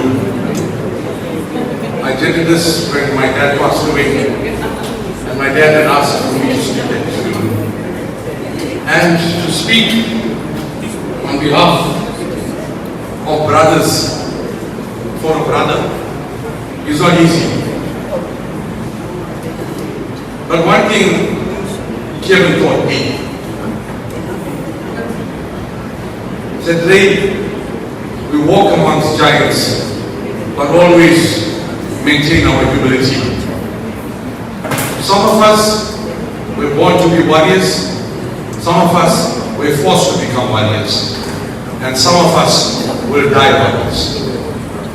One of the good doctors that came here prior to my speaking spoke about Kevin earning the insignia of wings. Well, now he has other wings. He has answered a higher calling, and wherever the Almighty chooses to use him, he will. The CCF bonded and came together around Kevin. He was like that light that attracted us all. He was a colossal human being, a man of power, a man whose words would echo even after he had spoken them. It reverberated into your very conscience, into your soul. He empowered whoever he spoke to. I don't want to go along the medical lines and talk about his healing hands, because that was his gift from God. But he had a healing heart as well. 1 month ago, Kevin saved my life. 1 month ago, in his wheelchair, he treated me. I'm not even supposed to be walking. On 3 occasions, Kevin gave me life in his surgery. But on 3 occasions, he diagnosed me with a TIA. in as far as being on the verge of a stroke is concerned. I stand here because of my brother Kevin. All of us, the entire CCF stands because of Kevin. Yes, I am a teacher, and yes, I have done many things in my life. But unfortunately, I don't see Sean, but Sean would have backed me up on this. I was also a bouncer. And I remember when I started bouncing at 386 and being a doorman, it was a tough job. It was from 8 o'clock in the night to 4 o'clock the next morning. And one day the owner comes up to me, Alex, and he says, "Are you Kevin's brother?" I said, "Yes, I am." He said, "You connected, eh?" He said, "You know you work for me." I said, "Yes, sir. You run this store for me. And it's a rough club." He says, "Well, I got a directive from Kevin. That although you're tough when you're a bouncer, I must look after you." He said, "Now, Ray, although you work for me, you're also under my care because of Kevin." I was outside, took a call. My mom's brother, who back in the day was a lieutenant in narcotics in CR SWAT, sends me a message and says, "What a guy," on my status. And I asked, "Mama, do you know him?" He says, "Know him. This man saved so many policemen, saved so many individuals in the South African Defence Force, dealt with high-flying individuals, but Kevin preserved his humility. He was the most humble person you could find, but the most educated individual I had ever come across. But he would never make you feel second best. He would bring himself down to your level in order to explain to you, to show that at the end of the day, he was also human. I am very similar to Kevin. You know, people think I have multiple personalities. No, we never have multiple personalities. We had a multitude of emotions. We felt for people on different levels. We reached out to people. Our souls spoke to their souls. That was Kevin. When it came to the riots, to the looting, we had a mock drill before that. Half an hour later, we were called on duty. I phoned Kevin immediately, and Kevin told me, "Tell the guys before we left, we mustn't get caught with our pants down." Literally, or figuratively speaking, not literally. But most of us don't have a bath. Kevin was in a bathroom. He said, "Babe, you're catching me with my pants down." I said, "Brother, I'm going." He said, "Go on, come." Three of us, there were three individuals. And I'm going to talk about Kevin. He came with that big vehicle of his, lights flashing, parked it off in some way or another, got out, this giant of a man. He was our Marvel comic character. He was our hero. He'll always be our hero. He'll always be my hero. And he's trying the drawstring on his pants. And he said, "Look what this guy does to me." And I forgot the shotgun. I had a 9mm in my hand. I left it in his vehicle. And he's steaming through. And we went down. We became one. We derived strength from each other. And combined, we held off 150 individuals until we got back up. And every single night, Kevin sat in his chair with his shotgun, his ammunition, together with Late Chad. His father spoke about him. Huge gas tank, paintball guns, and we kept Reservoir Hill safe. But if it wasn't for Kevin, like Rene said, none of us would have had the power or the motivation to do it. He used to come with his scrubs right from trauma to meetings in order to bolster us together and give us strength. Kevin is irreplaceable. there will never be another Kevin. He has left big shoes to basically fit in. He took great strides in this community. And whatever he did it on a huge scale in order to show this community how important the community was to him. But the sad part is that people forget the good that you do. You can do 1,000 good things, Kevin told me, but they'll remember you by something that they think you did bad. And my answer to Kevin was one thing. I only worry about three. I only worry about 3 things in my life. And you, Kevin, should do the same. You should only worry about criticism from 3 things in your life. And he says, Big Guru, what is it? I said, what God thinks of you, what your father thinks of you, and what your mother thinks of you. To hell with whatever anyone else knows.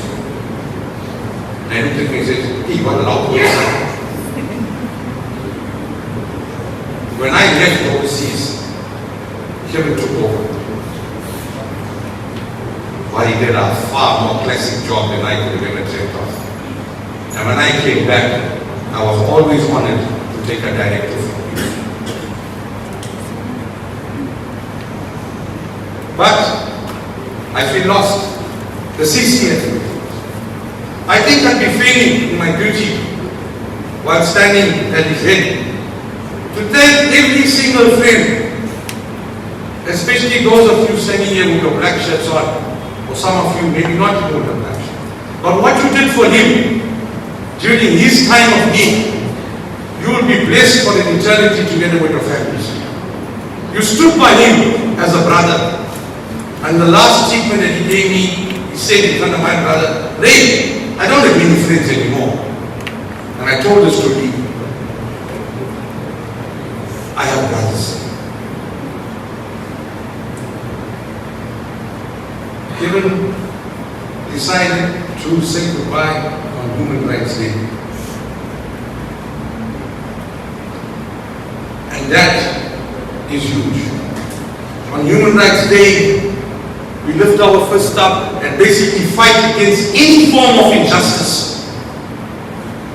Any form of where people are abusing anybody else. Any form of criminality. Everyone sitting here, every father, every brother, every mother is a superhero or superheroine. And that's how Kevin made everybody feel. I'm going to miss you, Arabia. You did things for me that nobody would know of, but you swore me to secrecy in that it was between you and your maker.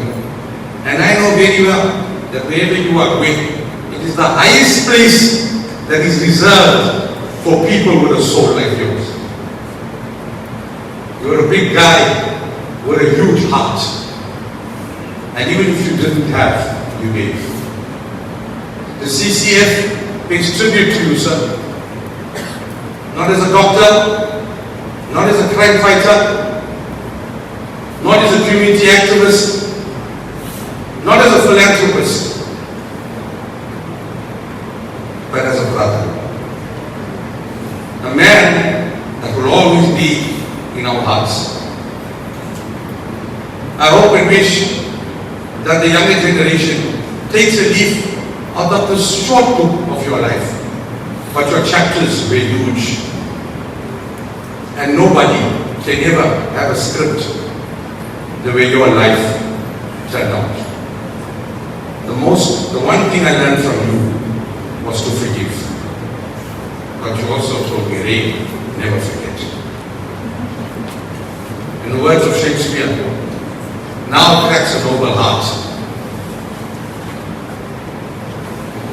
Farewell, sweet prince. May flights of angels sing you to your rest. I'm going to miss you, brother. I love you. Till we meet again. Goodbye. Thank you, Ray, for those words.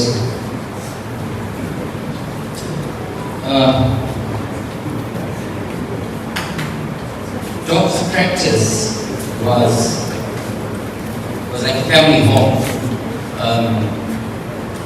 The love that we felt, the compassion, and the way he treated his own staff, as if they were on the same level as him. So I would like to call Yashvir Santu to speak on behalf of Dr. Naidu.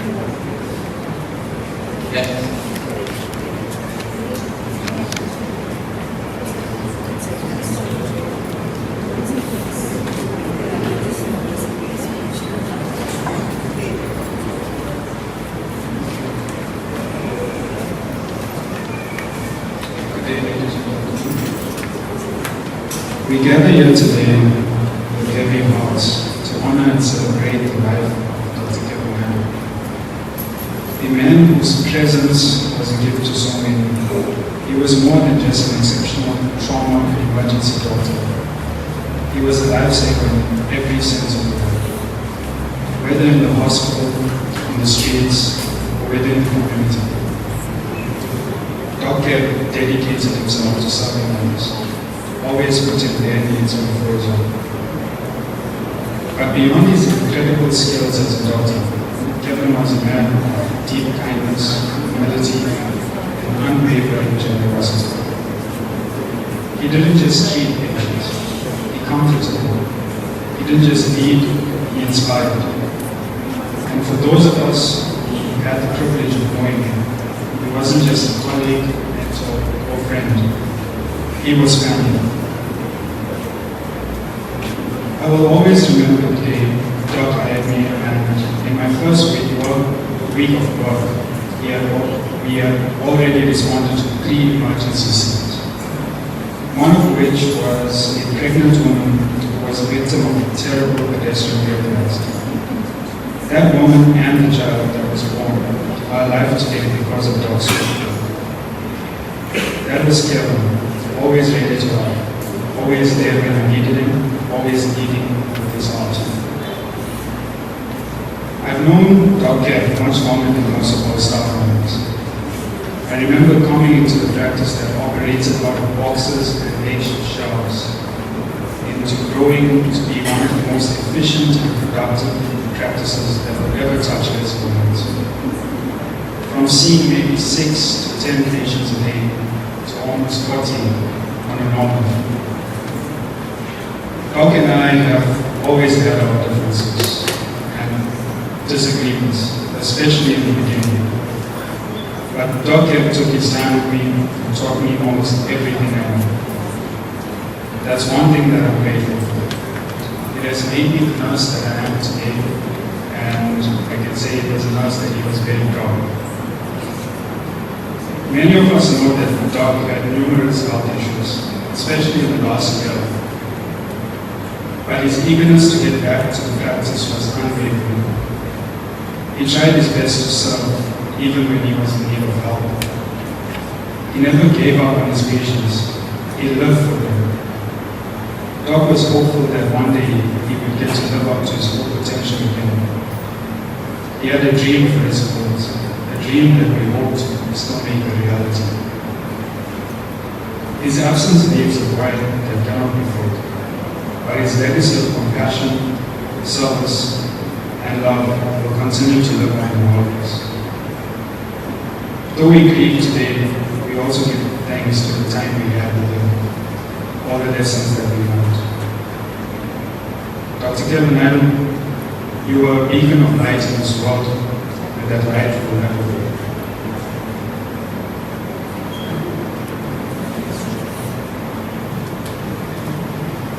Thank you, Yashvir, for that.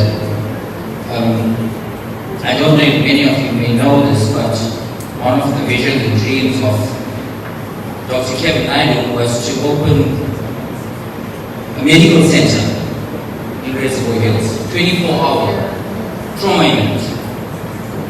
So people didn't have to drive out of Reservoir Hills. But unfortunately, he didn't get to do that. But he has touched each and every one of our lives in some way or the other. Ladies and gentlemen, we are almost at the end of the program.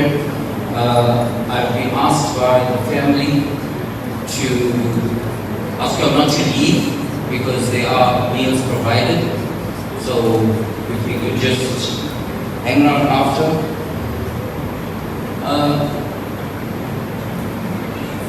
I was asked to call Babu to do a tribute on behalf of all the brothers. So, Babu, if you could please come forward.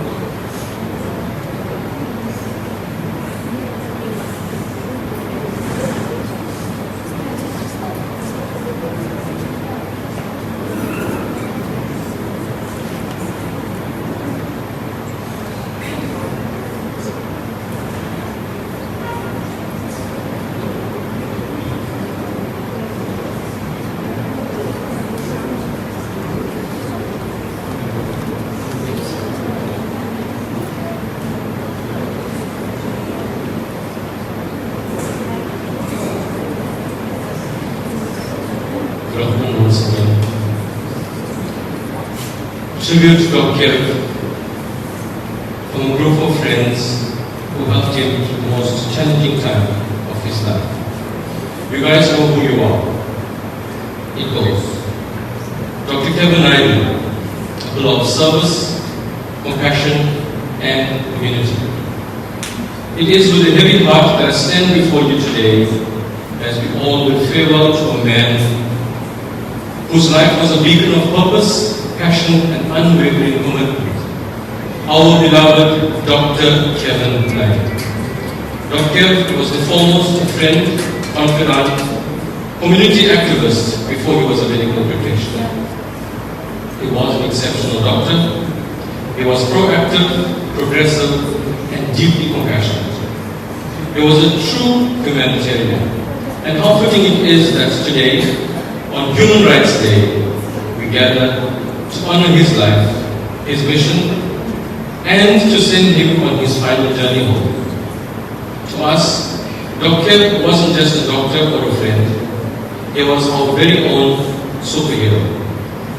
Much like his cherished Marvel characters, he stood tall, fighting for justice, championing the rights of marginalized, the downtrodden, and the forgotten. He believed always in good triumphing over evil, in justice prevailing over injustice. As Peter Parker once said in Spider-Man, Homecoming, no man can win every battle, but no man should fall without a struggle.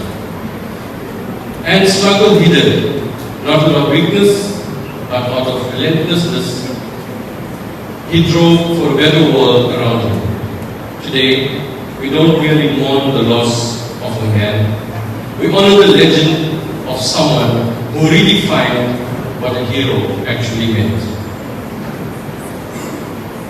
Life called Kevin to purpose, and he answered with courage, wit, and a fire that only someone who fully understands his enormity and his responsibility could bear. He wasn't perfect. He was bold, sarcastic, impulsive, controversial, and we cherished all of that. He loved fiercely, fought bravely, and time again put his own needs before everyone else. Put others' needs before his own. He saw the worst in humanity, yet chose to become one of the best parts of it. He did all with pride, with defiance, and above all, with love. For him, service wasn't just a word, service wasn't just an act, it was a promise. To serve, to protect, to sacrifice, to defy the odds. Though he may no longer walk amongst us, his legacy lives on in every act of courage, every moment of kindness, and every person inspired to stand up and do what is right, no matter the cost. Dr. Kev showed us that even the most flawed amongst us can be extraordinary. It's never too late to change the world, and sometimes one person can make all the difference. We love you 3,000, Dr. You will never be forgotten. Amakale, dear friend, Amakale. Thank you.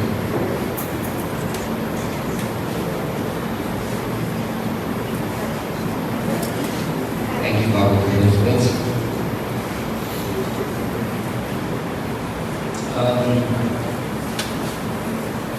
Ladies and gentlemen, we are going to now call the immediate family to spend some time around Doc. So, Auntie Rose,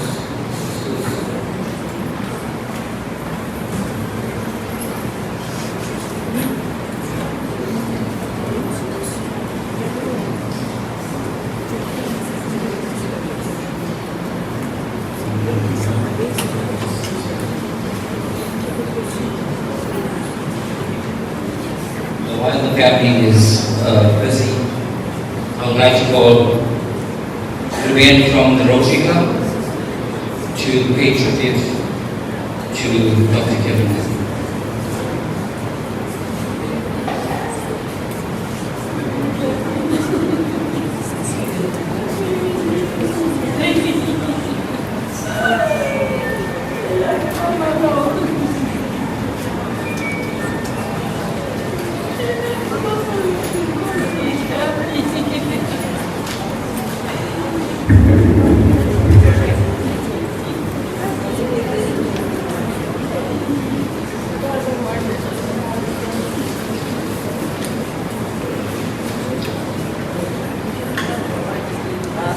Good afternoon, everybody. I'm the last to speak, I think, and I think most of what I'm going to say you've already heard. But I speak today on behalf of the Reservoirs Rotary. Today we gather to celebrate the extraordinary life of a remarkable man, an individual who touched the hearts and lives of everyone he met. Our irreplaceable Dr. Kevin Naidu, fondly known as Dr. A close friend, family doctor, and a community activist. Kevin left an incredible mark on all the lives of the people of Reservoirs, both the informal and the formal settlements. I speak with great pride and feel privileged to be allowed to pay tribute to such a distinguished man. As I said, I speak on behalf of Rotary International and Rotary Club of Reservoirs. Our interaction with Kevin started when we saw his commitment with our community of Reservoirs. With his unwavering dedication to service others, Kevin inspired us all to be better versions of ourselves. His selflessness, compassion, kindness knew no bounds.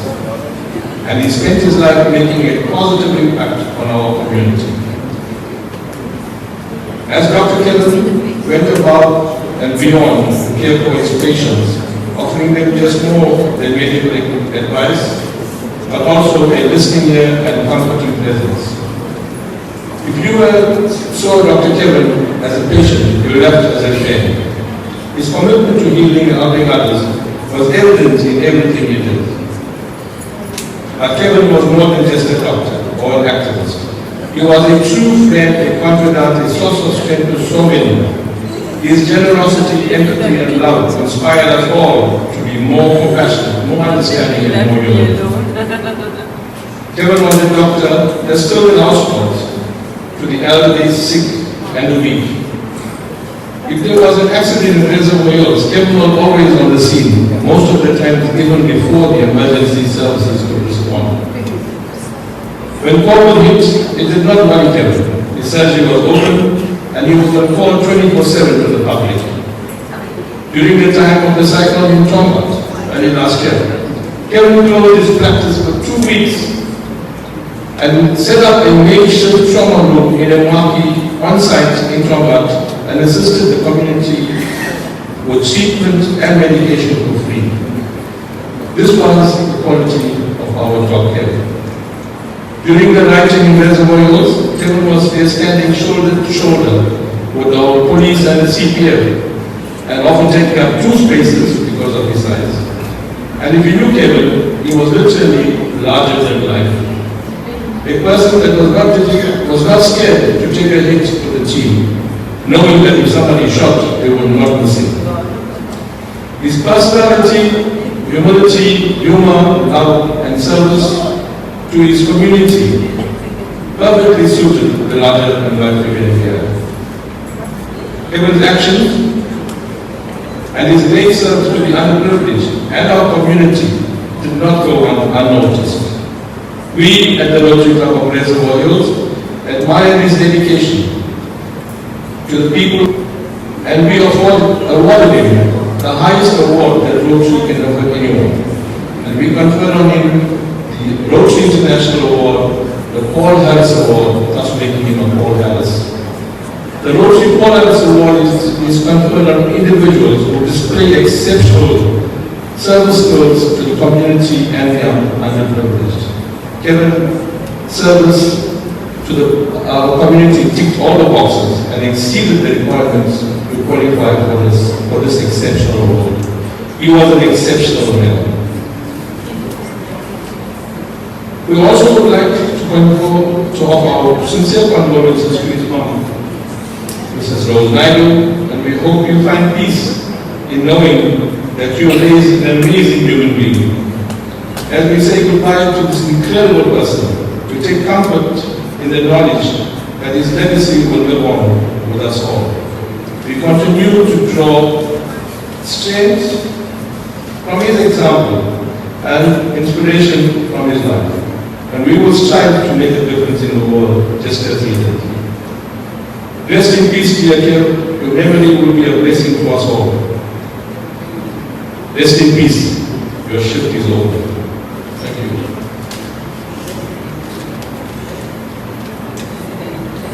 Thank you, Mr. Chetty, for those words. We would like to ask, I think this is the last topic that we have, Dr. Lazarus. If you could please come forward.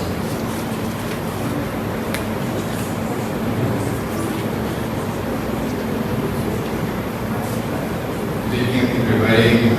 My name is Dr. Lazarus. I was with Cambridge University, and I know it's not part of the program, but I just wanted to say give our condolences to the family members and say that we have many fun times in university together. We enjoyed it.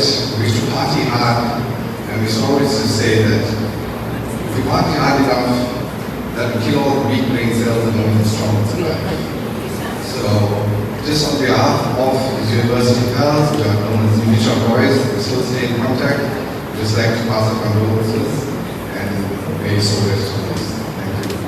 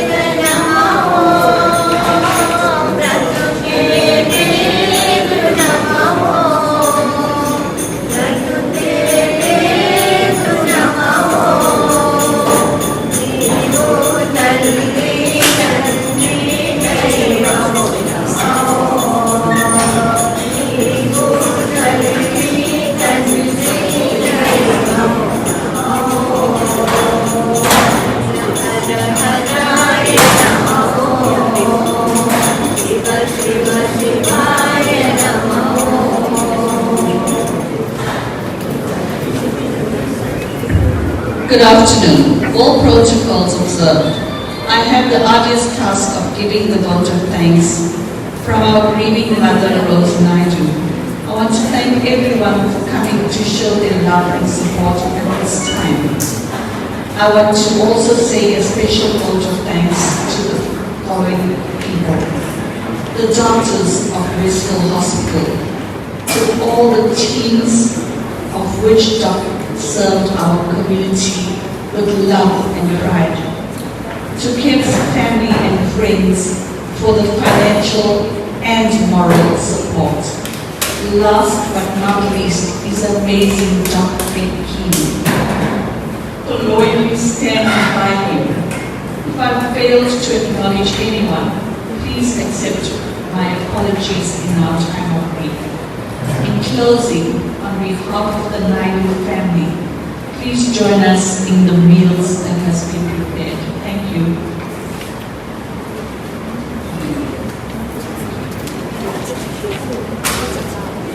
Namaskaram everyone, can you all rise? Will the family please come around Kevin? Please come around Kevin.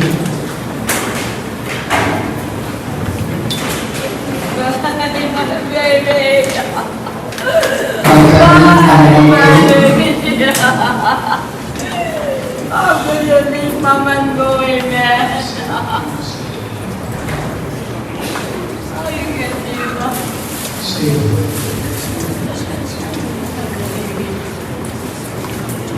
Oh, baby, I have to say bye to you. Why I didn't think of Mama? Goodbye, my baby. You're big free now. I'm gonna take care of Mama.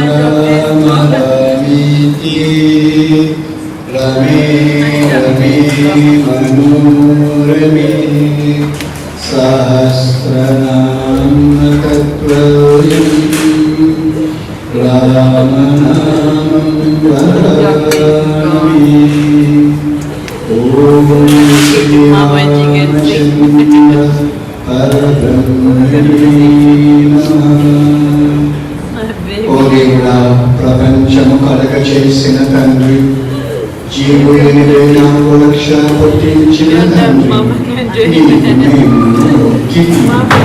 మన బిడ్డ కెల్ ఇప్పుడు మనము ఆయన తెలిసినో తెలియకనో ఎన్నో పాపములు చేసి మంచి దేవా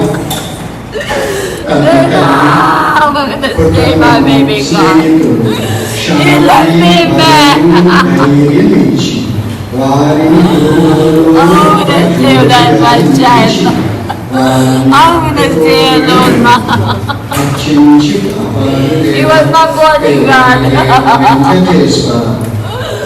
He was my bodyguard.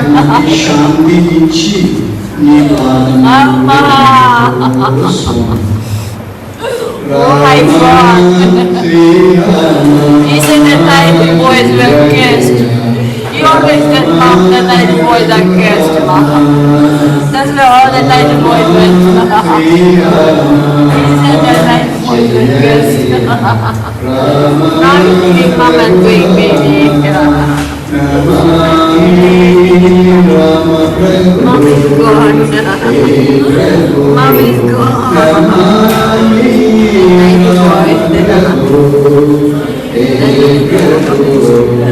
The Naidu boys were cursed, Mom. My baby's gone, Mimi. My baby's gone.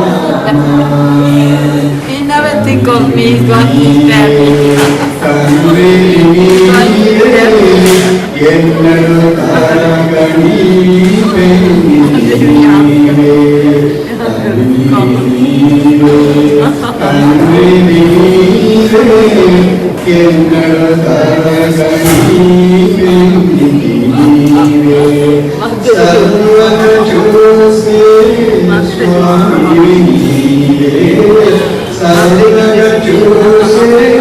Swami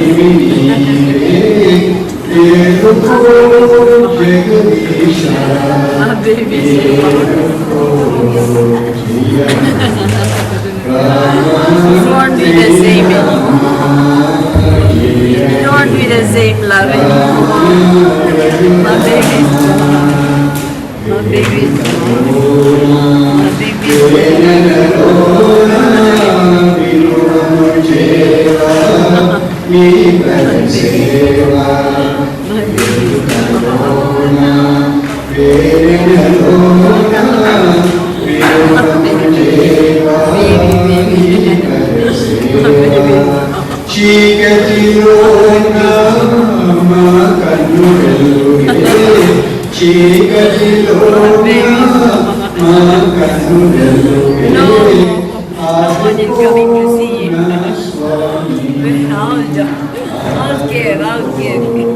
Nobody comes to see Kev anymore.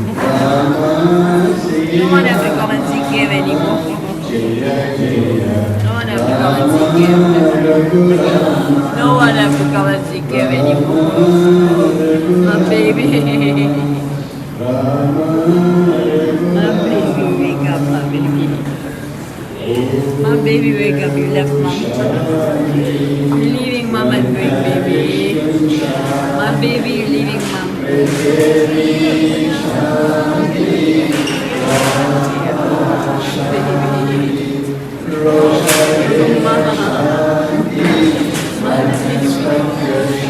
How is mom gonna live? I only had one. I only had one I was clinging onto. I was clinging onto the boy, man. I was clinging onto this boy. What did it do me? I was clinging onto this boy.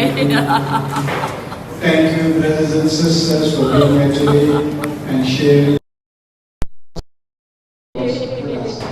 Please don't be sick, Sri Ram Jaya Ram Jaya Jaya. My baby is going now. My baby is gonna leave now, man. Sri Ram My baby is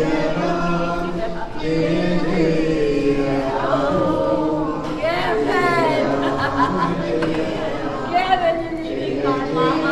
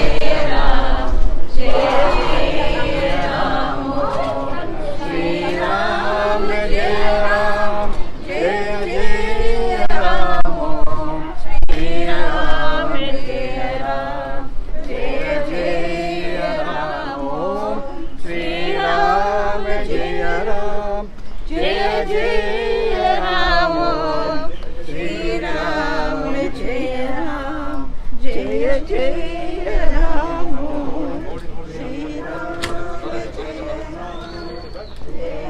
Hold the handle up until you feel the weight going on.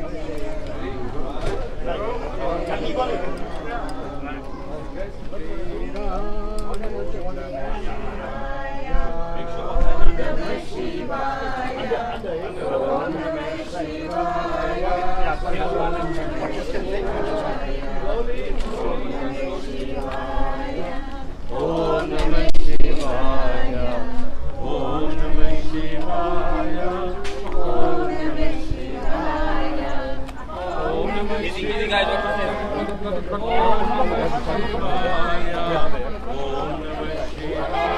follow his direction. Just pick up. That's it. Pick. Right. Okay. Is it on? Push. Button. Stop the button. Right. My baby is coming soon. I'll be there with your leg.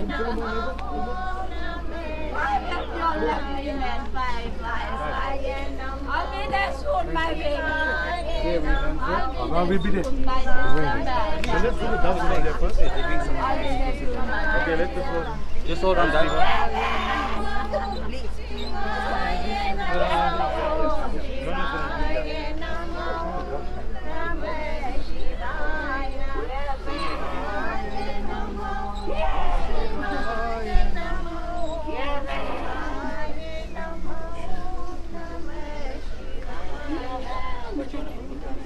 I can't stay without you, baby. I can't stay without you, my baby. I'll be there soon, ma. I'll be there soon, my baby. Very soon I'll be there.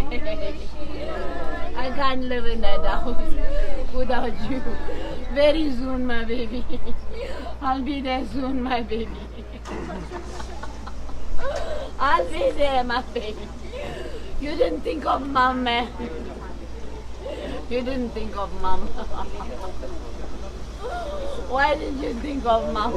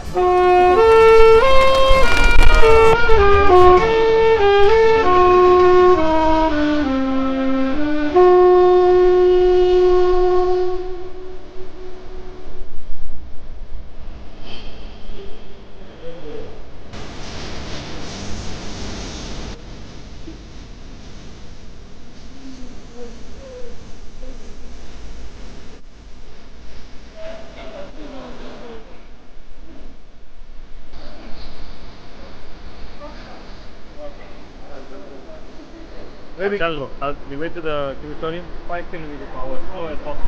Slow.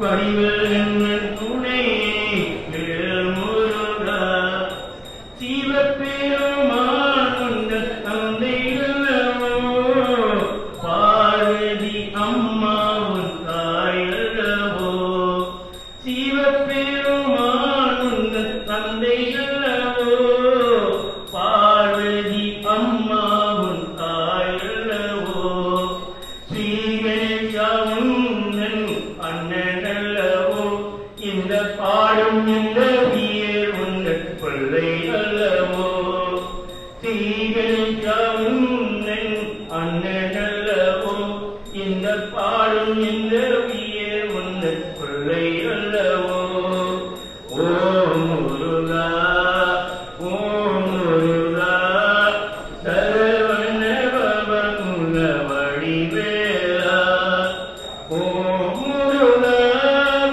ஓம் முருகா சரவண பவமுல வடிவேலா திரும்பி என்னை காட்டும் வடிவேலவா வடிவேல் துணையே வேல் முருகா கண்கள் உன்னை தேடும் வடிவேலவா உந்தன் கண்ணி உந்தன் அபிஷேகம் வேல் முருகா கண்கள் உன்னை தேடும் வடிவேலவா உந்தன் கண்ணி உந்தன் அபிஷேகம் வேல் முருகா கண்கள் உன்னை தேடும் வடிவேலவா இந்த கண்ணி உந்தன் அபிஷேகம் வேல் முருகா ஓம் முருகா ஓம் முருகா சரவண பவமுக வடிவேலா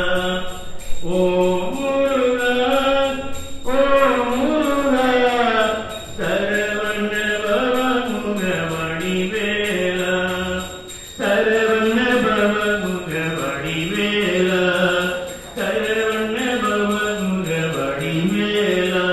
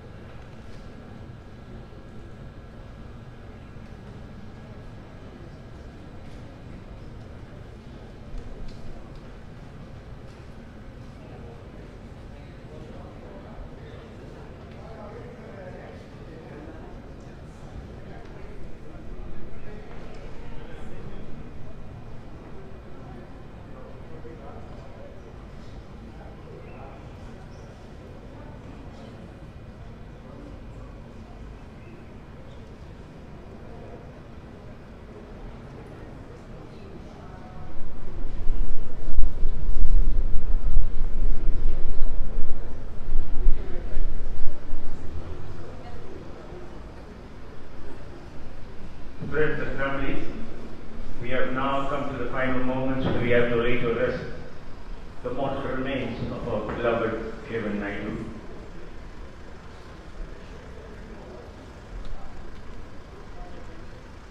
The Naidu family was to place on record to all the families, friends who are rallying around, making the funeral arrangements to bring this funeral service to a very dignified conclusion.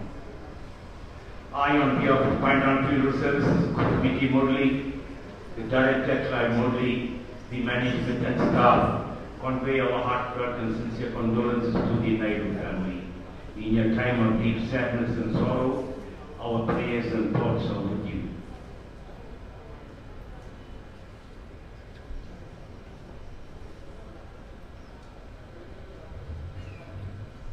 Kevin asked me to please perform the singing for you, and please bear with me if my voice breaks. Oh Lord my God, when I in awesome wonder consider all the worlds thy hands have made, I see the stars, I hear the rolling thunder, thy power throughout the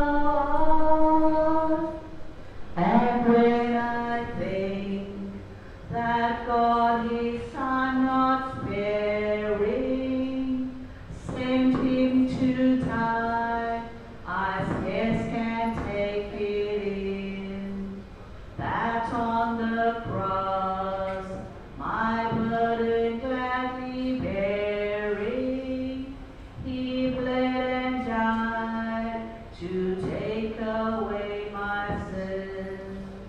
Then sings my soul, my Savior God to thee. How great thou art, how great thou art.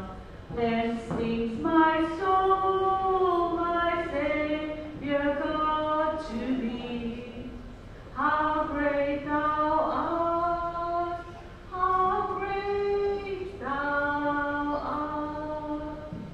When Christ shall come with shouts of acclamation and take me home, what joy shall fill my heart.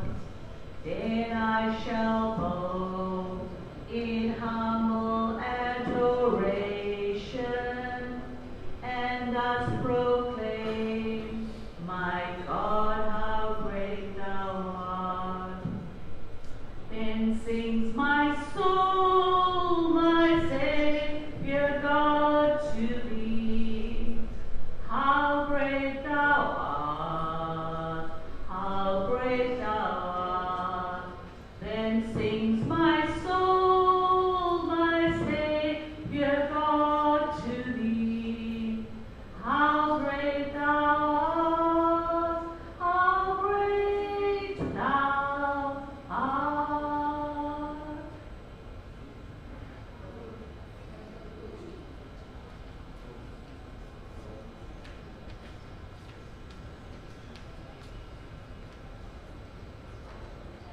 Punya konven pradal pradal kalan potring, hari mesikan pradal itu pradal potring, wartirna lokantonam padam potring, pribadi tiruvaramuri tirudal potring,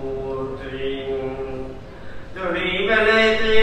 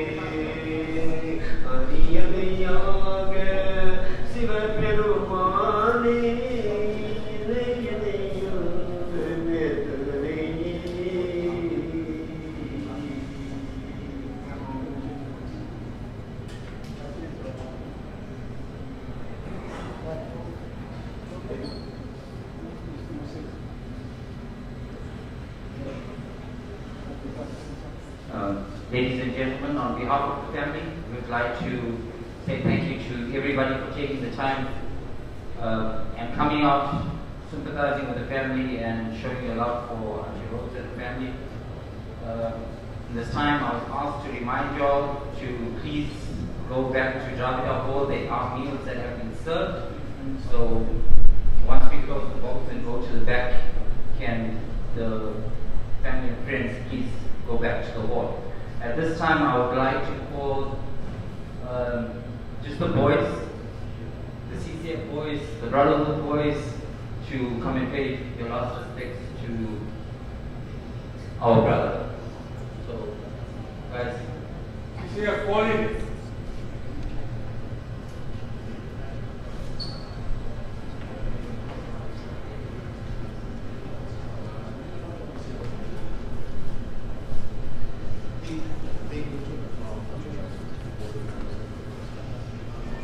Just hold on, guys.